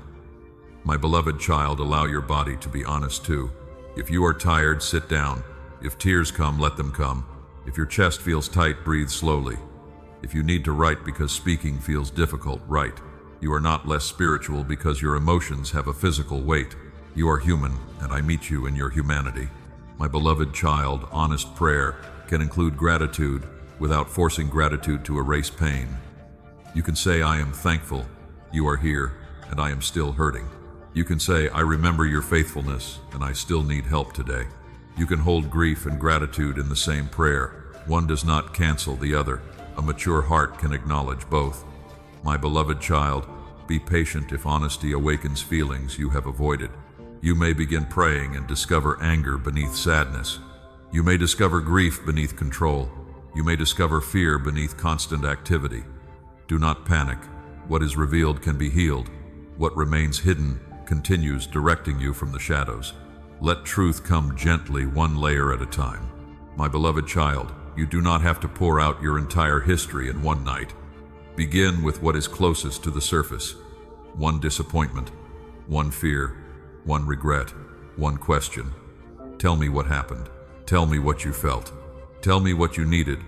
Then become quiet and notice what truth begins to rise. My beloved child, sometimes the next step after prayer is practical. You may need to call someone, seek counsel, make an appointment, apologize, rest, set a boundary. Honest prayer does not replace responsible action. It clears the heart so you can act without being controlled by hidden emotion. My beloved child, tonight come without performance. Do not bring the person you think you should be. Bring the person who is actually here. I am not waiting for a better version of you before I listen. I am near now with patience and mercy. I am listening now.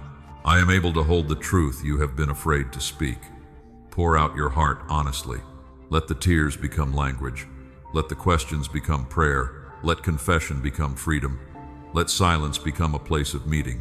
And as the hidden weight begins to lift, your eyes will become able to notice the quiet gifts that pain had made difficult to see. In the next part, I will show you how gratitude can soften your heart again. My beloved child, I told you that when you pour out your heart honestly, the hidden weight begins to lift. Gratitude will soften your heart again. My beloved child, gratitude does not ask you to pretend that everything is easy. It does not deny the wound. It does not erase the unanswered prayer. It does not tell you to smile while your soul is still learning how to breathe. Gratitude simply helps you remember that pain is not the only thing present. There is still breath in your body. There is still light entering the morning. My beloved child, when disappointment stays too long, the heart can become hard without realizing it. You begin seeing only what is missing. You measure every day by the answer that has not come. You overlook the small mercies because they do not look like the miracle you expected. But a heart that notices nothing but absence will eventually feel poor even while grace is near. Gratitude opens the window. It lets fresh air enter the room where grief has been sitting. My beloved child, remember the people of Israel in the wilderness. Each morning manna appeared upon the ground. It was not stored in grand buildings. It did not arrive with celebration. It came quietly enough for the day. They had to gather it again the next morning. My beloved child, this daily provision taught them to receive without controlling tomorrow. It taught them that enough for today is still a form of care. You often want certainty for the whole journey. But sometimes I give light for one step, strength for one conversation, and peace for one night. Do not call that small. My beloved child, gratitude begins by noticing what is sufficient for this moment. Enough strength to get out of bed, enough clarity to make one wise choice, enough courage to ask for help, enough patience to wait before reacting, enough grace to begin again after a difficult day. You only need to notice what is still carrying you. My beloved child, gratitude also protects you from comparison. Comparison keeps your eyes on another person's table. It tells you that their success proves your lack.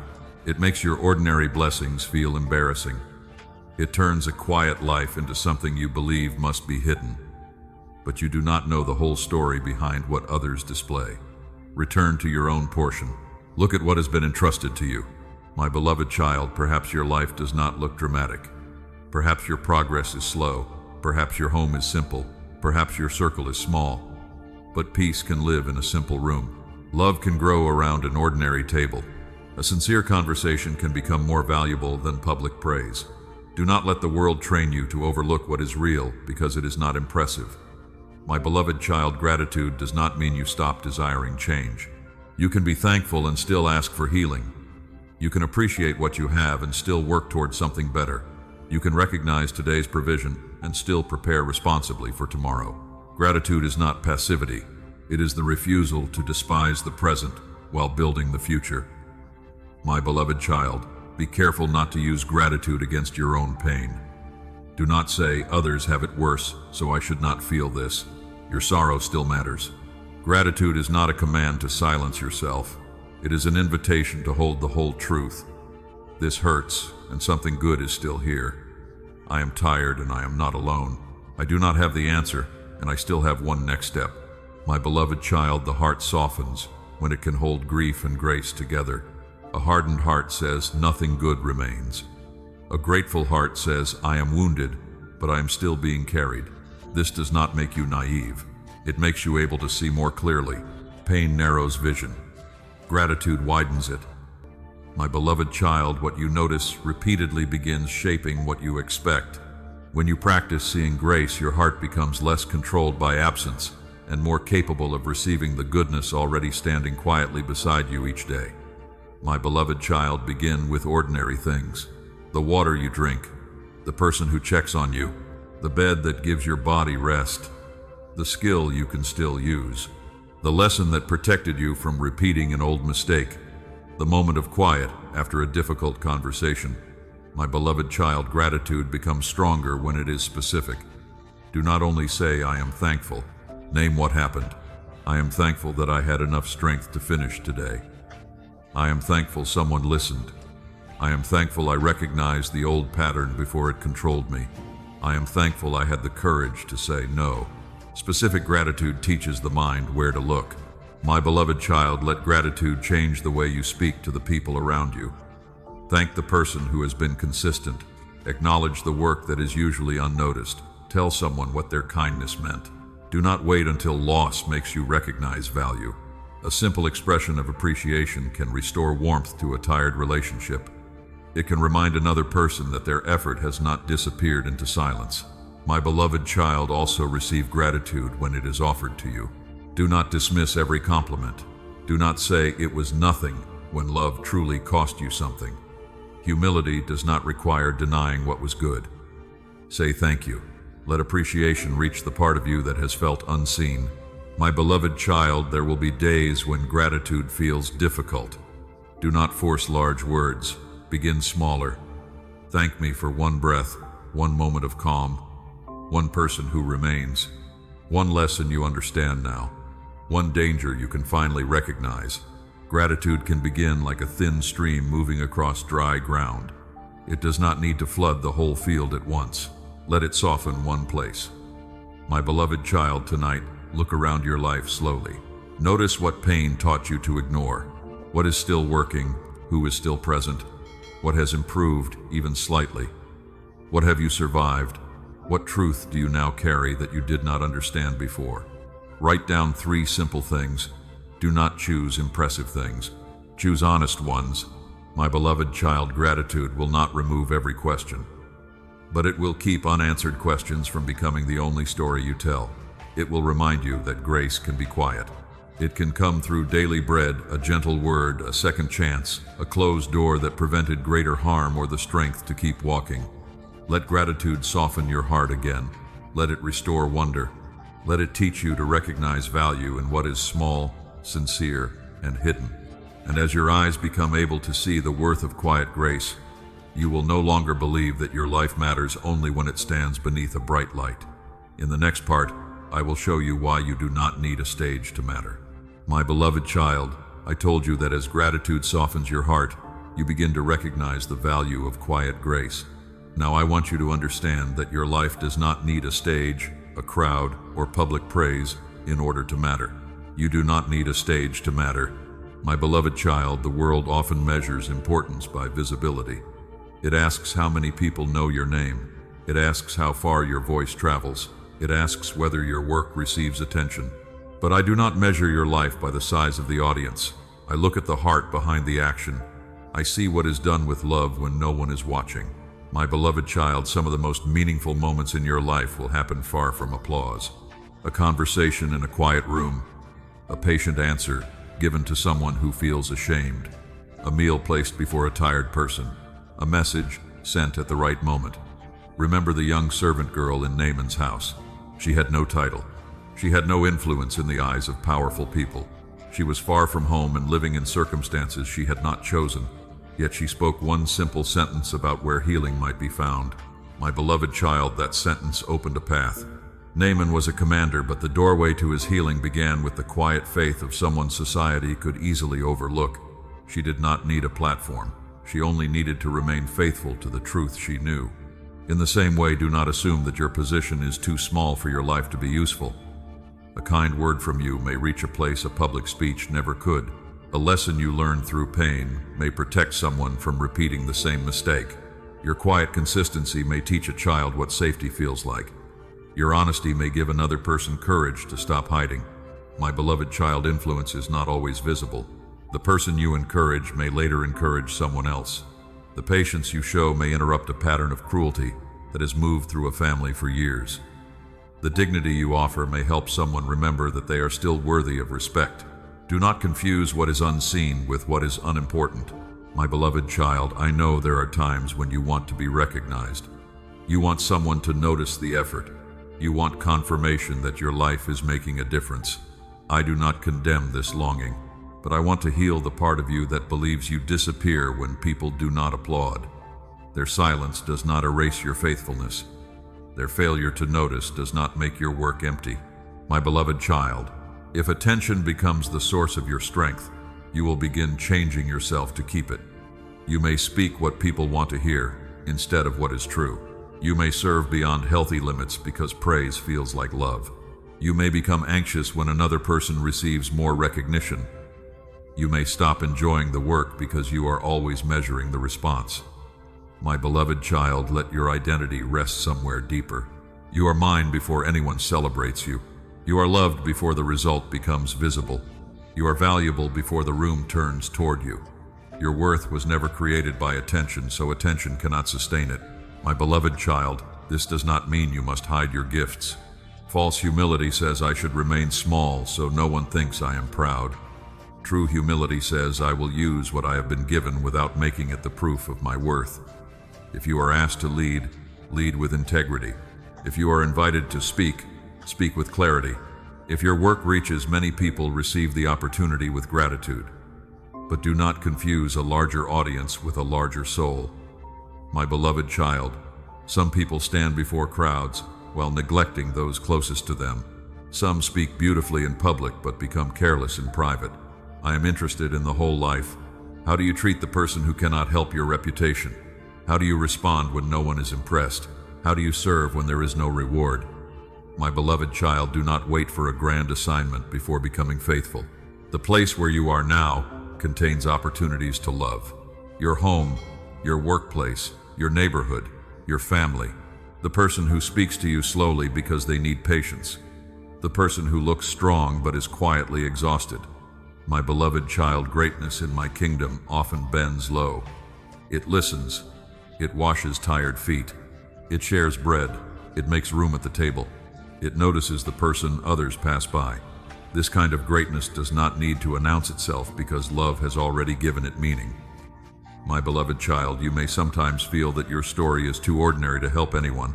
You think you need a dramatic testimony, a perfect transformation, or an impressive achievement. But people are often reached by what feels honest and close. They may need to hear that you struggled and found a way to keep walking. They may need to see that healing can happen slowly. They may need proof that an ordinary person can choose truth again. My beloved child, protect your heart when recognition comes. Praise can encourage, but it can also tempt you to perform. Receive kind words without becoming dependent upon them. Then return to the quiet place where your motives can be examined. Ask, am I still serving with love? Am I still listening? Am I still willing to do good when no one sees? My beloved child, protect your heart. When recognition does not come, do not become bitter. Do not assume you have been forgotten. Do not stop doing what is right simply because the response feels small. Sometimes fruit grows far from the person who planted the seed. Sometimes the impact of your kindness will only become clear years later.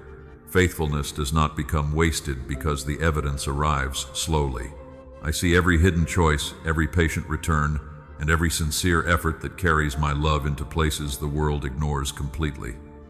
My beloved child, tonight notice one place where you have been waiting for a stage.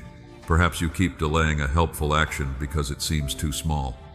Perhaps you believe your voice does not matter because your audience is limited. Perhaps you have overlooked the people already within reach. Choose one quiet act. Encourage one person. Share one useful truth. Complete one task with care. Listen without rushing. Let love become visible through what is near. My beloved child, you do not need a stage to matter. You need a willing heart. You need honest hands. You need the courage to remain faithful when the work is hidden. The smallest lamp can still guide someone through a dark room. And as you stop measuring your value by visibility, your own story will become freer to serve others without becoming a performance. In the next part, I will show you how to let your story become a gentle testimony. My beloved child, I told you that when you stop measuring your value by visibility, your story becomes free to serve others without becoming a performance. Let your story become a gentle testimony. My beloved child, a testimony is not a polished speech about how strong you were. It is not a way to place yourself above someone who is still struggling. It is not a performance designed to make pain look beautiful. A true testimony points toward the grace that met you in weakness. It says, I did not save myself. I was carried. I was corrected. I was restored. My beloved child, you may believe that your story is too unfinished to help anyone. You still have questions, moments of fear, and memories that hurt. But a testimony does not require a perfect ending. It requires honesty about what has changed, and humility about what is still changing. My beloved child, remember the man who had lived among the tombs, isolated and tormented until Jesus met him. After he was restored, he wanted to follow closely, but he was told to return home and tell what God had done for him. He did not need years of training or every explanation before speaking. He only needed to tell the truth about the mercy he had received. My beloved child, your story can carry the same kind of honesty. You can say, I was afraid, but I learned to ask for help. You can say, I stayed silent for too long, but I began speaking truth. You can say, I thought one failure defined me, but grace taught me to begin again. You can say, I am still healing, but I no longer believe I am alone. This is enough. My beloved child, do not make your testimony larger than it is. You do not need to exaggerate darkness. You do not need to pretend that every problem disappeared. people can recognize truth when it is simple. A quiet account of real change often reaches more deeply than a dramatic story shaped for attention. Let your words remain honest. Let them remain human. My beloved child, your testimony should not expose another person's private life. Some parts of your story include pain or information that is not yours to reveal. Use wisdom. You can speak about what you learned without naming every person. You can describe what was healed without turning someone else's failure into your platform. Mercy protects dignity even while truth is told. My beloved child, do not use your testimony to seek revenge. Pain may tempt you to tell the story in a way that punishes those who hurt you. You may want others to see their wrong, but a testimony shaped by bitterness becomes another form of bondage. Bring the anger to me before you speak. Let truth remain clear, but remove the desire to wound. My beloved child, the purpose is not to prove you are right. The purpose is to show that pain did not have the final word. The purpose is to help another person recognize that a path still exists. The purpose is to make room for hope. If your story leaves others feeling smaller, ashamed, or hopeless, ask whether compassion has been lost. My beloved child, speak from the place that has begun to heal. A fresh wound may need protection before it needs an audience. You do not owe everyone immediate access to what you are still processing. Silence can be wise while healing is tender. Wait until you can speak without collapsing, attacking, or needing the listener to repair you. This does not mean the wound must be forgotten. It means the story is no longer controlling the person telling it.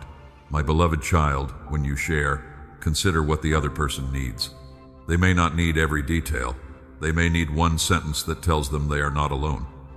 They may need to hear how you found support. They may need to know that boundaries can be loving. They may need permission to begin again. Let love decide what part of your story should be offered. My beloved child, your testimony can also be lived before it is spoken. People may notice your different response. They may see that you no longer chase approval. They may experience your calmer voice. They may recognize that your boundaries have become clearer without becoming cruel. A changed life can speak before any explanation is given. Your peace may become the first sentence of your testimony. Your consistency may become the second. Your compassion may become the third. My beloved child, do not become discouraged if people remember the old version of you. Some may question your change. Some may expect you to react as you once did. Some may bring up old mistakes when you are trying to move forward. You do not need to argue with everyone. Let repeated choices speak over time. A tree does not explain that it is growing. It continues reaching toward light. My beloved child, remain humble when your story helps someone. Do not begin thinking that your experience gives you every answer. One path of healing may not fit every person. Share what you learned, but do not turn your journey into a rule for everyone else. Say, "This helped me." Say you may need different support. Encourage wise counsel when the situation requires it. Humility keeps testimony from becoming control. My beloved child, let your story include the help you received. Remember those who listened, the person who told you the truth, the professional who gave guidance, the friend who stayed, the moment when someone offered practical support. A testimony becomes healthier when it honors community, rather than creating the image that you overcame everything alone. My beloved child, tonight, think about one part of your journey that could give someone hope. Do not prepare a speech. Find the simple truth. What were you believing before? What began to change? What helped you take the next step? What do you know now that you did not know then? Write it with humility. Keep it gentle. Keep it honest and deeply compassionate. My beloved child, you are not required to share everything with everyone. Ask whether the moment is safe. Ask whether the person is trustworthy. Ask whether speaking will serve healing. A testimony is a gift, not an obligation. You are allowed to protect sacred parts of your story. You are allowed to wait. You are allowed to share only what has been placed in your heart to give. My beloved child, let your story become a gentle testimony. Let it bend low enough to meet someone where they are. Let it speak of grace without pretending the journey was easy. Let it honor truth without turning pain into spectacle. Let it remind the weary that healing can happen slowly and still be real. And as your story becomes free from shame and performance, you will become ready to leave the places that only knew the smaller version of you. In the next part, I will show you how to leave the place that can no longer hold your growth. My beloved child, I told you that when your story becomes free from shame and performance, you become ready to leave the places that only knew the smaller version of you. Leave the place that can no longer hold your growth. My beloved child, not everything familiar is still healthy. Some environments once gave you shelter, but now they ask you to remain afraid. Some relationships once felt safe, but now they depend upon your silence, your shrinking, or your willingness to ignore what is hurting you. Some habits once helped you survive, but now they keep you from becoming honest, steady, and free. My beloved child, growth will eventually create tension with what was built around your old patterns. When you stop apologizing for every need, some people may call you difficult. When you stop accepting disrespect, some may say you have changed. When you begin resting, those who benefited from your exhaustion may question your commitment. Do not let every accusation convince you that growth is wrong. My beloved child, change must be examined carefully. Not every discomfort means you should leave. Some discomfort is part of learning, repairing, and maturing. A healthy relationship can still challenge you. A responsible role can still require sacrifice. A difficult season can still carry purpose. The question is not simply, is this uncomfortable?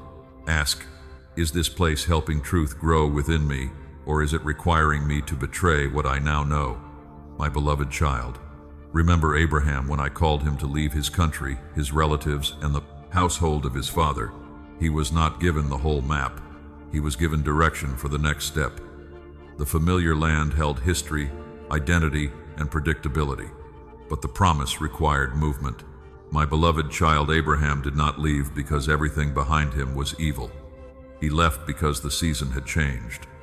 What had once been home could no longer contain what I was beginning to form through his obedience. In the same way, leaving does not always mean condemning the past. You may honor what a place gave you and still recognize that you cannot remain there. My beloved child, some places are physical. A workplace that repeatedly violates your values. A home where harm continues without accountability. A social circle that feeds addiction, cruelty, or constant comparison. A routine that leaves no room for health, prayer, or meaningful connection. Other places are internal, the need to please everyone, the habit of hiding truth, the belief that love must be earned through exhaustion, the identity of being the one who never needs help. My beloved child, you can leave a building and still carry the old room inside you. That is why physical departure alone is not always freedom. You may change jobs and still fear every authority figure. You may end a relationship and still believe you are unworthy of love. You may move to a new place and still repeat the same patterns. Let me lead you out both outwardly and inwardly. My beloved child, leaving wisely requires preparation. Do not confuse urgency with courage. If you are in danger, seek immediate help and move toward safety. But when the situation allows time, gather information. Seek trustworthy counsel. Make a practical plan. Protect necessary documents, resources, and responsibilities. Consider the people affected by your decision. Faith does not require careless movement. My beloved child, a new season should not be entered through avoidable chaos when wisdom can prepare the way. Abraham moved by faith, but he still gathered his household and possessions. Obedience can be spiritual and practical at the same time. You can trust me while creating a budget. You can pray while seeking professional guidance. You can believe in a new beginning while preparing carefully for the transition. My beloved child, fear may try to sound like loyalty. It may say, you must stay because leaving will disappoint people. It may say, you owe this place the rest of your life because it once helped you. It may say, a good person never changes direction. But gratitude does not require permanent captivity. You can appreciate what was and still accept what is no longer healthy. You can love people without remaining available to every demand. My beloved child, you may grieve when you leave. Even an unhealthy place can contain memories, routines, and people you care about. Do not shame yourself for missing what you know you cannot return to. Grief does not mean the decision was wrong. It means something mattered. Let grief honor the ending without becoming a rope pulling you backward. My beloved child, there will be moments when the new place feels empty.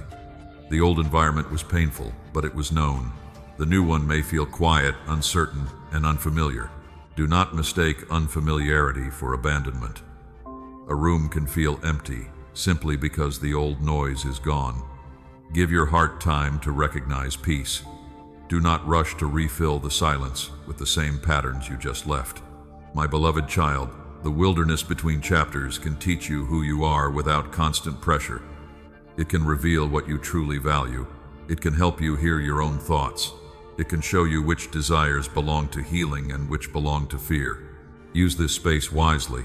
Rest, learn, build new rhythms. Let your identity become rooted in truth rather than reaction. My beloved child, do not spend all your energy explaining your departure to people committed to misunderstanding it. Speak clearly where responsibility requires explanation. Be honest where honesty can serve peace. But you do not need universal approval before moving forward. Some answers will become visible through the life you build next. A healthy tree does not argue with the ground it has outgrown. It continues reaching toward light. My beloved child, remain humble as you leave. Growth does not make you superior to those who stay. Do not turn your new understanding into contempt. You may see what they cannot yet see. You may have received support they do not have. Walk with gratitude, not pride. Leave without unnecessary cruelty. Speak truth, but do not use truth to punish. My beloved child, tonight, ask what can no longer hold the person you are becoming. A habit, a role, a relationship pattern, a belief, a place where you constantly become smaller in order to remain accepted. Do not force an immediate answer. Listen carefully. Then identify one wise step toward greater freedom. My beloved child, leaving may begin with a conversation, a boundary, a plan, a request for help, or a quiet decision to stop feeding an old pattern. You do not need to cross the whole distance tonight. Begin with the threshold. I will meet you there. Leave the place that can no longer hold your growth. Carry forward the wisdom. Release the captivity. Honor what was good. Refuse what keeps harming you. And as you step into a wider space, you will discover that not everyone who knew your former season will understand or follow your new one. In the next part, I will show you why not everyone can follow you into the new season. My beloved child, I told you that as you step into a wider space, you may discover that not everyone who knew your former season will understand or follow your new one. Not everyone can follow you into the new season. My beloved child, this truth can feel painful because some people were present during important chapters of your life. They may have stood beside you when you were confused, dependent, or unsure of your own voice. But a shared history does not always mean a shared future. Some relationships are built around who you were, not who you are becoming. My beloved child, when you begin to change, people may feel the difference before they understand it. The person who benefited from your silence may call your honesty disrespect. The person who depended upon your fear may call your confidence pride. My beloved child, growth changes the shape of relationships. Others may resist because the old pattern made life easier for them, but neither does your growth make you right in every conflict. Remain humble enough to examine your own heart. My beloved child, ask whether you are becoming clearer or simply colder. Ask whether the boundary protects peace or punishes someone. Ask whether the distance is necessary or whether pride is refusing repair. Growth needs honesty, not self-righteousness. Remember Ruth and Naomi. Their journey was not built on control. Naomi gave Ruth freedom to choose her own path. Ruth remained because love and loyalty were sincere. My beloved child, healthy companionship respects freedom. It does not say, if you love me, you must remain the person I understand. A healthy relationship allows both people to grow without turning growth into betrayal. My beloved child, not everyone who leaves is an enemy. Some people simply reach the end of the part they were meant to share. You may miss the conversations, the routines, and the feeling of being known. It is proof that the relationship mattered. Honor what was real without pretending that everything must continue forever. My beloved child, you are allowed to remember someone with gratitude and still choose distance. You are allowed to forgive and still recognize that trust has not been rebuilt. You are allowed to love and still say, we cannot continue in the same way. Love does not always require access. Sometimes love becomes prayer release and the refusal to speak with bitterness. My beloved child, do not make every separation sound spiritual. Some can be repaired through humility, apology, and effort. Do not leave simply because a person challenged you. A friend who tells you the truth may be more valuable than someone who agrees with everything. The right companion may make you uncomfortable because they refuse to help you remain dishonest. My beloved child, learn the difference between correction and control. Correction respects your dignity. It speaks truth and leaves room for your choice. Control uses fear, shame, pressure, or affection as a weapon. Correction wants your growth. Control wants your obedience. A healthy person can disagree without punishing you for becoming more honest. My beloved child, treasure the relationships that bring you back to truth. Treasure the person who listens before judging, the person who reminds you to rest, the person who can celebrate your progress without competing, the person who challenges you without humiliating you, the person who prays with you without trying to occupy my place in your heart. Such companionship is a gift. My beloved child, even healthy relationships must remain in proper order. People can support you, but they cannot become your source. They can encourage you, but they cannot carry every part of your identity. They can love you, but they cannot remove every fear. Do not place the throne of your heart into human hands. Every person has limits.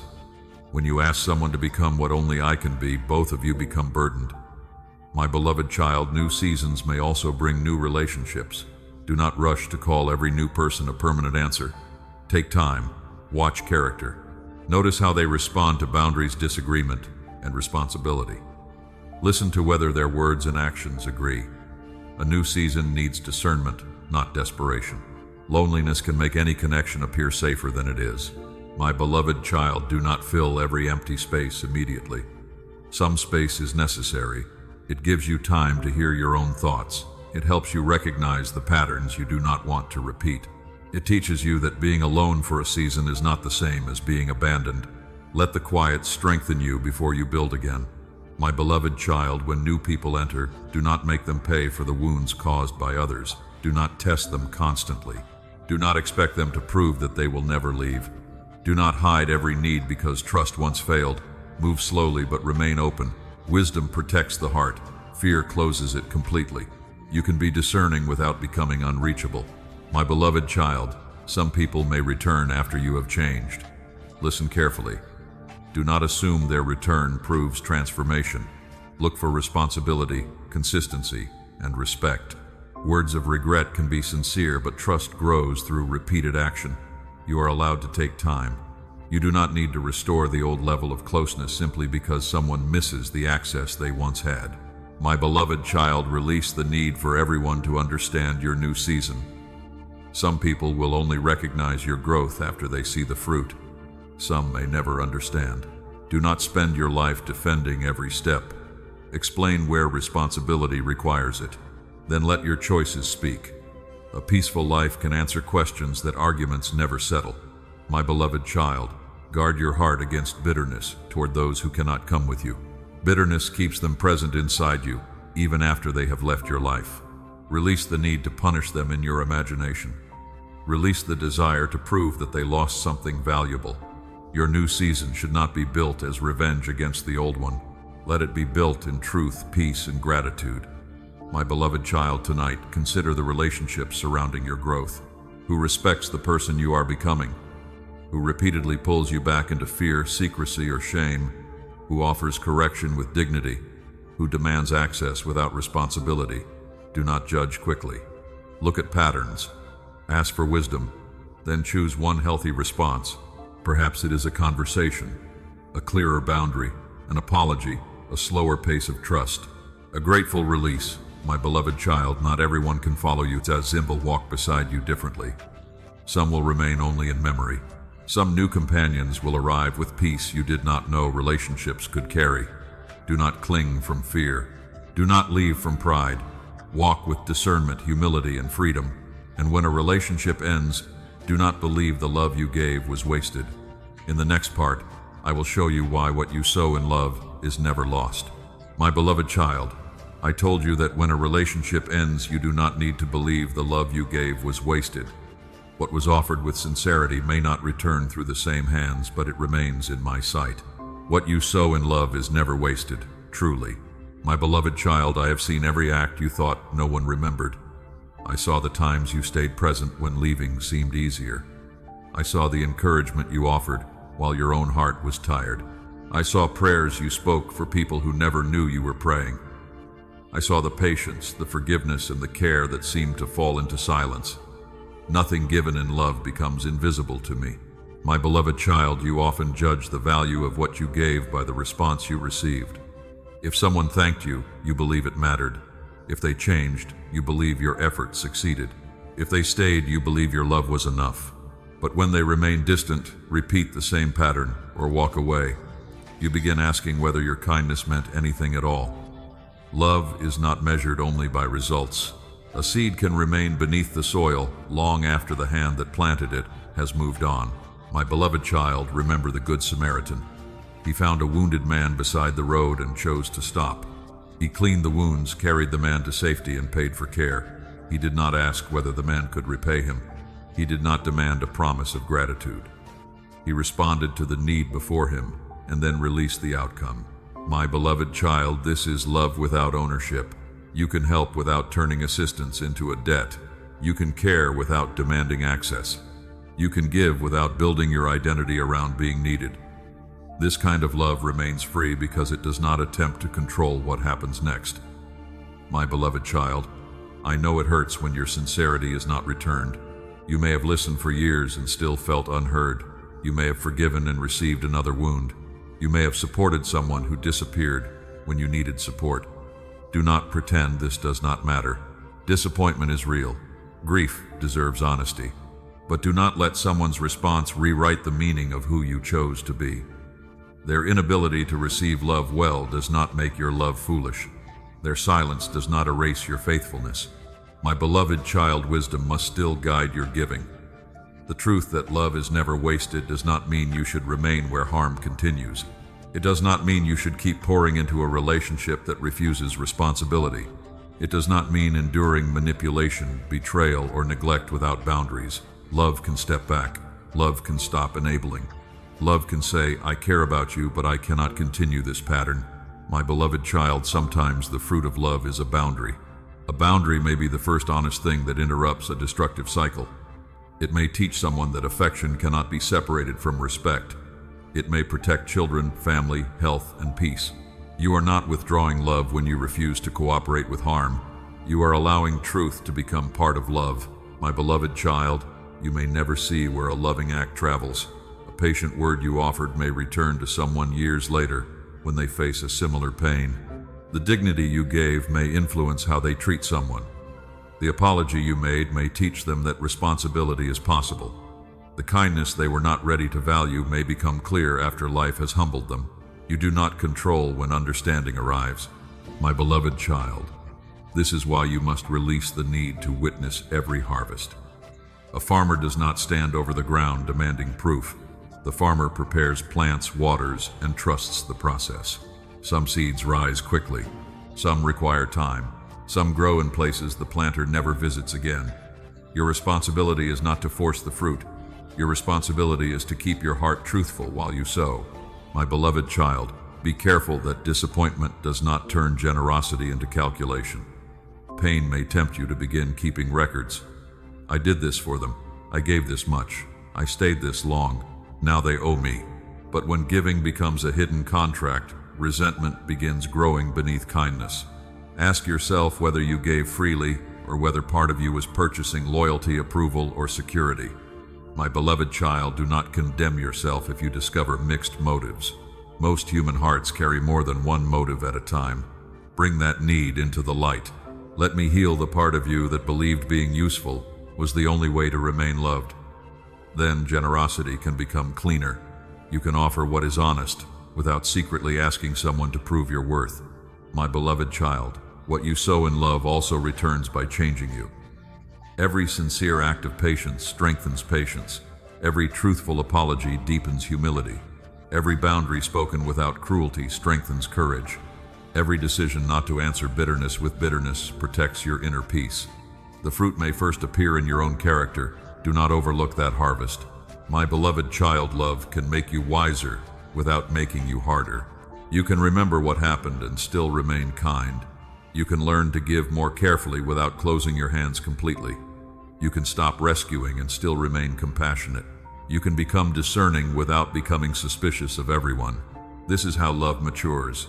It keeps its warmth while gaining direction. My beloved child, receive love as well as give it. Sometimes you keep sowing because receiving feels vulnerable. You are comfortable being the helper, but uncomfortable being helped. You know how to listen, but struggle to reveal your own need. A healthy field does not only release a harvest, it also receives rain. Allow trustworthy people to support you. Let their kindness reach you without immediately trying to repay it. My beloved child, tonight remember one act of love that seemed to disappear without recognition. Perhaps you supported someone during a difficult season. Perhaps you forgave without receiving an apology. Perhaps you remained faithful in a role no one noticed. Name the disappointment honestly, then release the demand that the return must come from the same place. My beloved child, I do not promise that every person will understand what you gave. I do not promise that every broken relationship will be restored. But I tell you that love shaped by truth is never meaningless. It leaves wisdom. It leaves dignity. It leaves an opening where grace can work. It leaves your heart able to recognize what is good. What you sow in love is never wasted. Let the seed rest outside your control. Let me carry what you cannot see. Continue loving with wisdom, boundaries, and freedom. And as you release the need for dramatic proof, your eyes will begin to notice the quieter ways. My care has been present around you all along. In the next part, I will show you how to recognize me in ordinary moments. My beloved child, I told you that when you release the need for dramatic proof, your eyes begin to notice the quieter ways. My care has been present around you all along. Recognize me in ordinary moments. My beloved child, you often expect my presence to arrive through something unmistakable. A sudden answer, a door opening at once, a sign so clear that doubt becomes impossible. But many times I come near through what seems small. A calmer breath, a timely conversation, a thought that becomes clear while you are washing dishes, a moment of strength that appears before you know where it came from. My beloved child, do not overlook these things. The ordinary is not empty simply because it is familiar. Morning light can enter the same room every day and still be a gift. A cup of water can still restore a tired body. A quiet message can still interrupt loneliness. The fact that something is simple does not make it meaningless. Remember Ruth when she went out to gather grain. She was not entering a palace. She was walking into an ordinary field because she needed food. The day may have looked practical, repetitive, and uncertain, yet the field she entered became part of a larger story of provision, dignity, relationship, and future hope. My beloved child, what looked like an ordinary decision rested inside a deeper care she could not yet see. This is how some moments in your life will feel. You will make a phone call because it seems responsible. You will take a different road because something inside you says to slow down. You will meet someone through a simple task. You will arrive late and later discover that delay protected you from something you never knew. Do not call every event a miracle, but do not assume every quiet mercy is meaningless either. My beloved child, wisdom does not force spiritual meaning onto everything. It pays attention without becoming superstitious. It remains open without chasing signs. You do not need to turn every coincidence into a message. You only need to become present enough to notice when peace, truth, protection, or direction quietly appears. My beloved child, my presence is not limited to sacred buildings or formal prayers. I am near when you sit alone in your room. I am near when you drive home with a tired mind. I am near while you fold clothes, prepare food, answer work, or wait for an appointment. You do not have to create a perfect atmosphere before speaking to me. Wherever honesty begins, prayer can begin. My beloved child, let prayer become part of ordinary life. You can speak one sentence while walking. You can whisper, "Help me remain calm," before a difficult conversation. You can say, "Thank you for this moment," while sunlight touches the floor. You can ask for wisdom before opening an email. You can become quiet for 1 minute before entering your home. These small returns teach your heart that I am not distant. My beloved child, sometimes you will recognize me through restraint. A plan does not work. A person does not respond. A door remains closed. You may not know whether the delay carries protection, redirection, or simply the reality of life. Do not invent certainty. Pause. Ask what wisdom requires now. Perhaps you need to wait. Perhaps you need to try another path. Perhaps you need to accept that no explanation is available yet, my beloved child. My presence does not always explain the moment. Sometimes it gives you enough steadiness to live through it. You may still feel disappointed. You may still wish the answer had been different. But peace arrives where panic once ruled. Clarity grows where confusion was loud. The ability to continue becomes its own quiet form of care. My beloved child, learn to notice what is being preserved. Perhaps a friendship stayed when others left. Perhaps your health improved slowly. Perhaps one person told you the truth at the right time. Perhaps you recognized a harmful pattern before it became more costly. Perhaps you found the strength to leave a place that had been draining you. Not every blessing arrives as an addition. Some arrive as protection, correction, or release. My beloved child, the ordinary can also become a place of healing when you stop rushing through it. Eat slowly enough to taste what is before you. Listen without preparing the next response. Notice the sound of rain. Let your body feel the chair supporting you. Look at the face of someone you love while they are speaking. Presence is not a luxury. It is how you stop missing the life that is already happening. My beloved child, fear pulls you away from the present. It carries you into imagined futures. Regret pulls you backward. It keeps replaying what cannot be changed. But life is meeting you here. The next wise choice is here. The person who needs your attention is here. The grace for this moment is here. Return gently. My beloved child, there will be days when ordinary life feels heavy. Nothing seems inspiring. The routine feels repetitive. You may wonder whether your life is moving at all. Do not despise repetition. Many important things are built through ordinary faithfulness. A relationship grows through repeated honesty. Health improves through repeated care. Trust returns through repeated consistency. Peace becomes familiar through repeated practice. My beloved child, you may not feel my nearness every day. Feelings change. Some mornings will feel warm, others will feel quiet and flat. Do not assume silence means absence. A shepherd remains near, even when the sheep do not constantly see his face. A foundation remains beneath the house, even when no one is thinking about it. My beloved child, I am not present only when emotion confirms it. I am present in truth and wisdom, in the strength to continue, and in the mercy that meets you again after a difficult day. Look back carefully. Notice where you were protected. Notice where you were corrected. Notice where you received help. Notice where your response became gentler than it once was. My beloved child, tonight choose one ordinary moment and enter it with attention. Drink water slowly. Stand near a window. Write one honest sentence.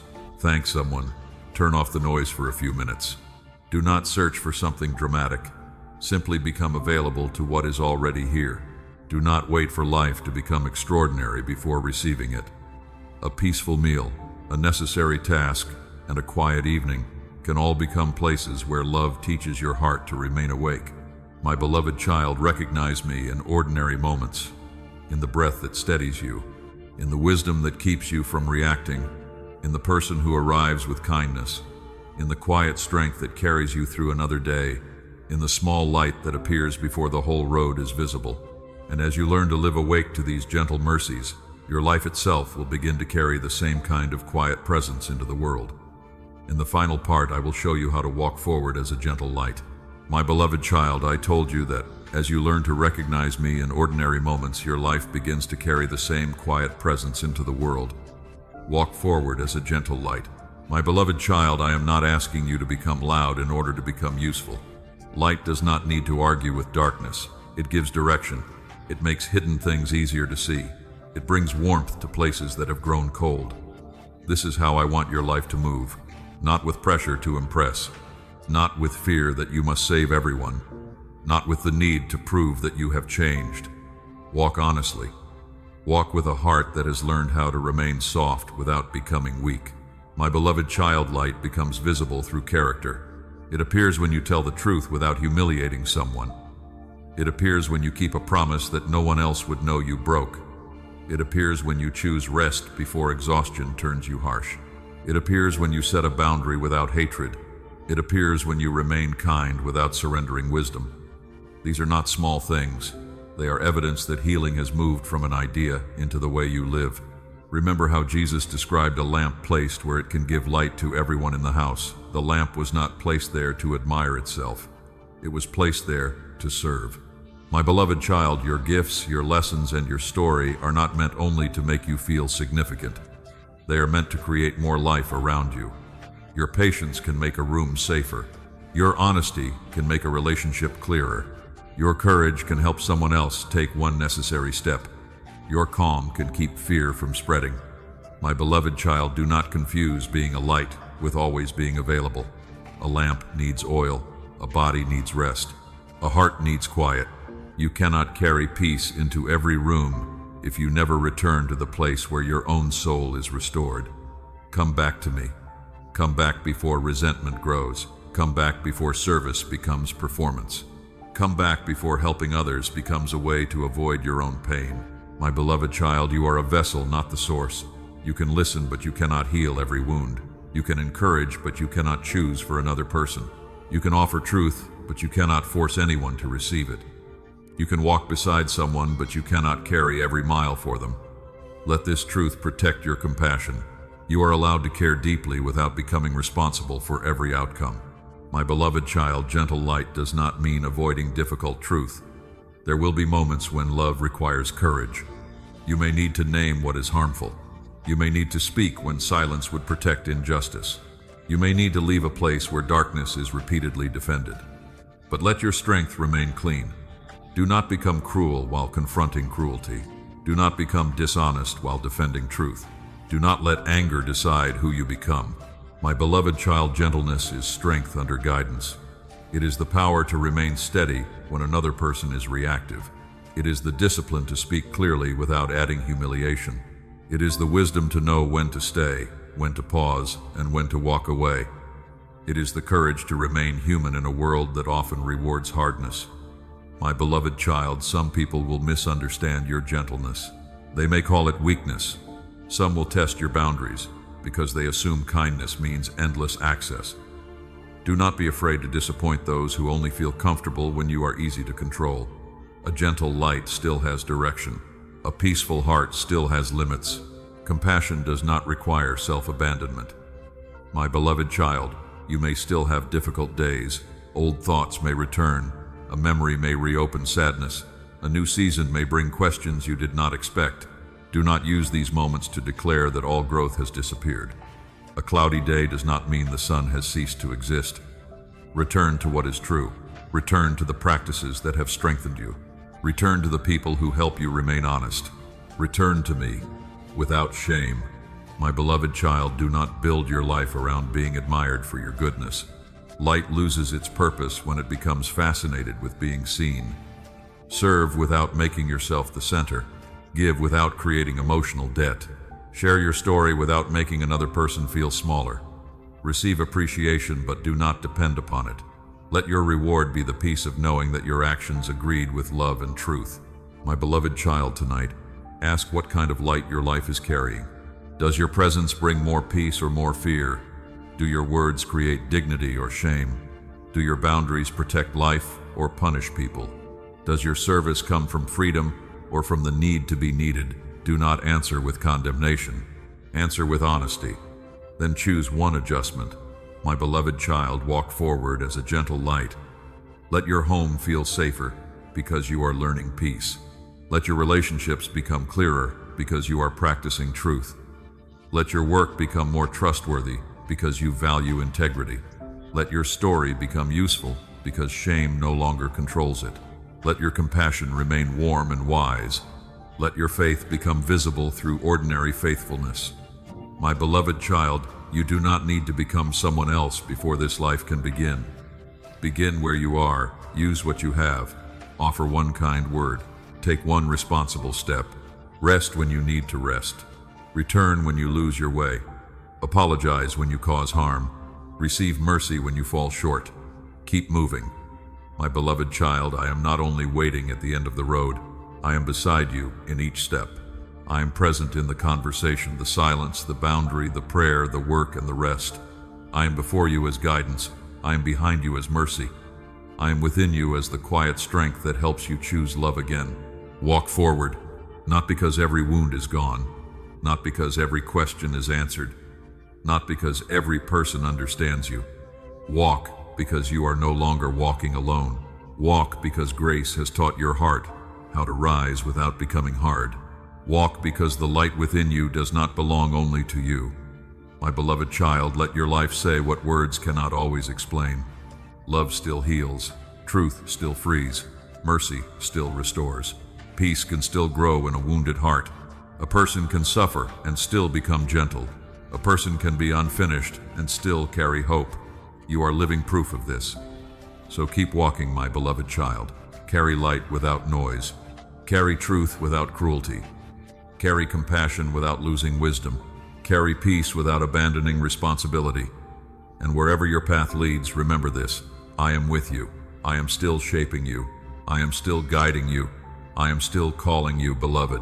Walk forward as a gentle light.